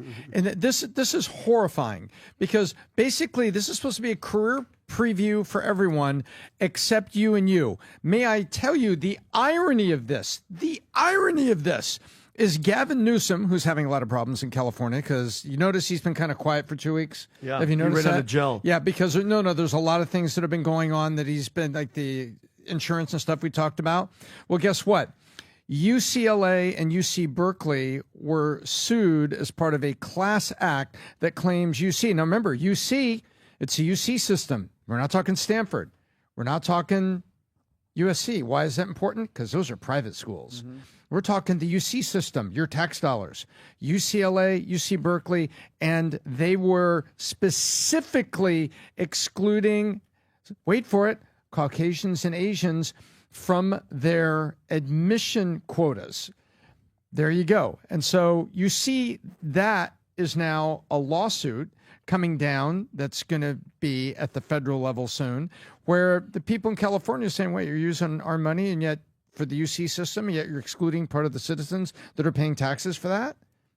Sorry, that doesn't work. And what you have now in here, now you've got a public company that and by the way, we are under their thumb because they're doing something right now that is really a pain in the neck to us, and we think it's wrong-headed. But we look at this, and now you see career preview, but not if you're white or you're Asian. This is exactly what the opposite of merit is all about. They're responding to a mob that says, what a terrible timing, though. Exactly. It's double dumb. It's double dumb at a time where California has this is a giant lawsuits coming down after the Department of Justice 3 years ago got after Yale for depreferencing, wait for it, Asians and Caucasians. Department of Justice went after that in the Biden administration. Now, it's got to be bad when under the Biden administration, the Department of Justice actually walked 2 steps across the street to go after Yale. And the timing of this is terrible. This is just it's a horrible program. It's a horrible look, and it spits on merit. And by the way, we're supposed to trust you to do quality of earnings reports and do audits on our companies, and you're not worried about merit? Let me tell you, I'm going to say something here. I'm not going to name names. Over the last 3 weeks, there was a flub that was done by a vendor that Pat and I know about, a very big financial vendor, resulting in big fines that came from the IRS. And the organizations that we know very well that were to be subject to the fines, guess what? The financial services company came back and said, sorry, we're going to pay the fines to the IRS for you. So these flubs happen with good people. And now they're absolutely spitting on merit? Really? Glenn. I think this is rich coming from you guys. I'm sitting at can you take a wide shot of the room, please? Notice there's only one black chair and no yellow chairs or red chairs. So racist. This, no. I'm out. No, that's all I have to say. I fully agree. That's all I have to say. Glenn, I understand. We knew that was coming. The only black guy in the room. I knew it. Glenn, I knew that was coming. Let me actually use a metaphor here because this is a business consulting Big Four tax Brace firm. for impact, folks. PwC. Here it comes. So imagine they said that sports is the last bastion of anti-DEI and a meritocracy. Yeah. So imagine you're a basketball team. You're doing open tryouts. All right, guys, open tryouts for the Miami Heat going on this week. Excuse me, but no black people or tall people can apply for the job. So anyone else, We're looking for you guys specifically, maybe a little Asian, maybe a Jeremy Lin type situation. By the way, No Samoans. No Samoans. I mean, they're not playing in the NBA. We're doing open tryouts for the New York Yankees. No Dominican players are allowed to play. No Venezuelans, no Cubans, because they're doing too good at the baseball. So just everybody else, sorry, Ichiro, you can't apply either. No Asians either. Okay. Soccer, yeah. Brazilians, you can't come. Argentinians, Colombians, no. It sounds so stupid because you're like, no, those are the best players. You want them there. That's exactly why. Why don't they want the Caucasians and the Asians to do the counting thing? That's an insult. Because they're pretty damn good It's at that. almost an insult to be like, imagine you're in the room and there's no whites and Asians. It's a way of saying, hey, guys, we don't think you can ever beat them. Yep. But we care for you. You're more important to us than those guys that are more elite and smarter than Those you. Asians that are good at How- counting. but the crazy thing is, you don't even know that.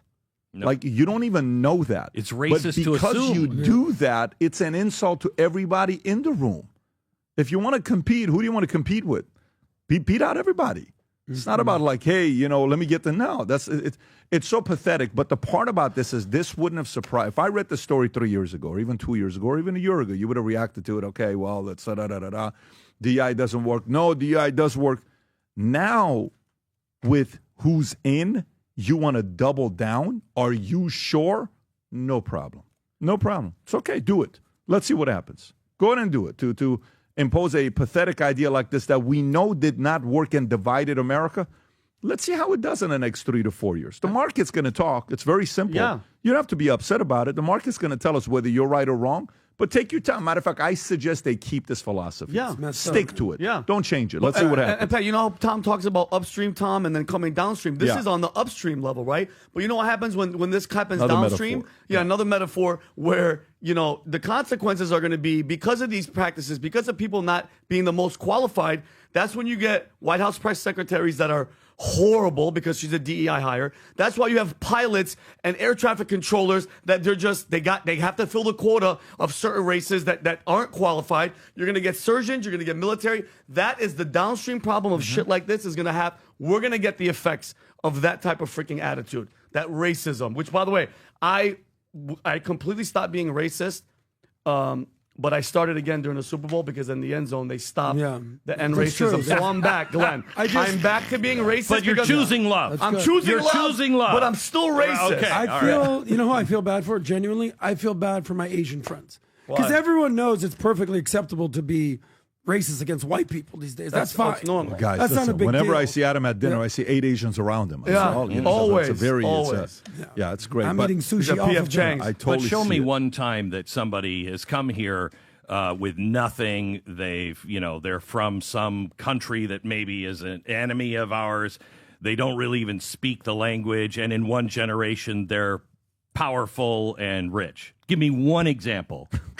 Just one. There's so many. Glenn. Just one. The Indians, the Asians. Can anybody at this table relate? The Jews. Very hard. Doesn't happen. It's a very difficult thing. It's anyways, you said Super Canada Bowl. wasn't war torn. Vinny, but- you said Super Bowl. Yes, Let's go sir. into the Super Bowl story. So Kendrick Lamar performs Drake's diss track, Not Like Us, at the Super Bowl halftime show. And he doesn't say with one big change. Rob, we can't show the clip because it's. Do you have anything to show? You can't show it, right? I can show. The only thing that I can show from the Super Bowl is this commercial that was released. if Well, we wanna wait. go there. We'll go to that, but let's stay on this here okay. first. So, and then the one big change is Kendrick Lamar performed instead of rapping "Certified Lover Boy," "Certified Pedophiles," Lamar went silent at the word pedophile while still delivering other cutting lines, including "Say Drake, I hear you like him young. You better not ever go to cell block 1." Trying to strike a chord, and it's probably a minor. Anyways, he went at it, right? He did not hold back. However, then there was a scene with Serena Williams making a surprise cameo. Again, we can't show that. She was dancing, and I think she was doing a crip walk. And I can show that to you guys if you guys haven't seen it, but we just won't show it. To Yeah, the Rob, audience. I'd like to see that crip walk if you can, please. Yeah, so she's doing a crip walk, which that's the one. And guys in the back, don't play it. But that's the crip walk, which, by the way, she's actually got it down pretty good. She knows what she's doing. Okay, so, and So that's that. And then story comes out about the fact that she is performing with Kendrick Lamar while Kendrick is dissing Drake, while Drake was her ex. I did not even know these guys dated.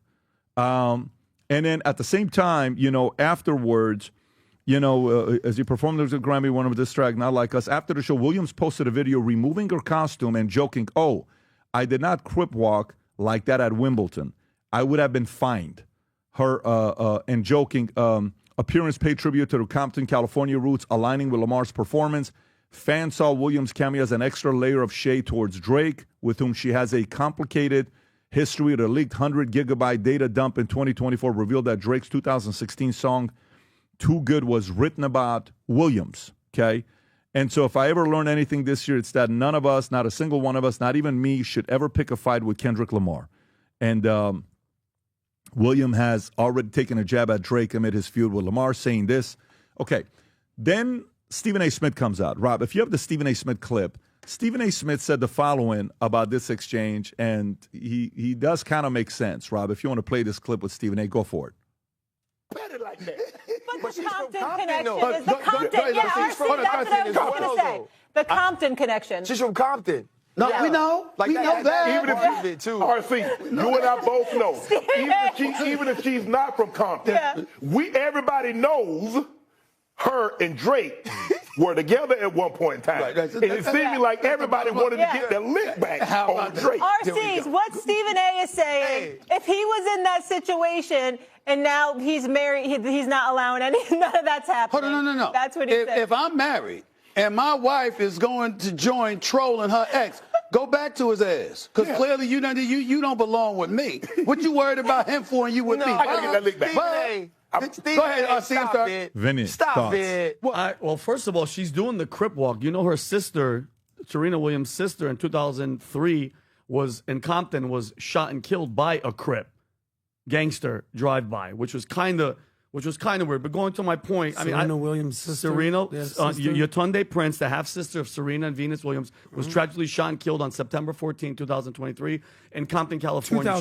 2003, my bad, by a crip gangster. So that was weird. Robert Maxfield. Yeah, I don't know about the Drake. I mean, the Drake and the pedophile situation and the beef and the conversation. My thing was, and Pat, we talked about it, I tweeted about it. If we're supposed to be, all inclusive and ending the racism and getting all that stuff, I didn't see one white performer during the entire performance of, and I get it. It's Compton and whatever. But you can't be preaching it if you're not doing it yourself. Inclusivity, you want to be that person. And then the ending, my question is the end racism in the end zone. That was just taken out for the Super Bowl. Is it coming back regular season? Well, it's in the video games. When you play Madden, it shows in the video game and racism. Yeah. And I honestly don't know one person that's like, hey, listen, I was I came in and I was racist. But after that touchdown, man, I had a black guy in my house for dinner last night.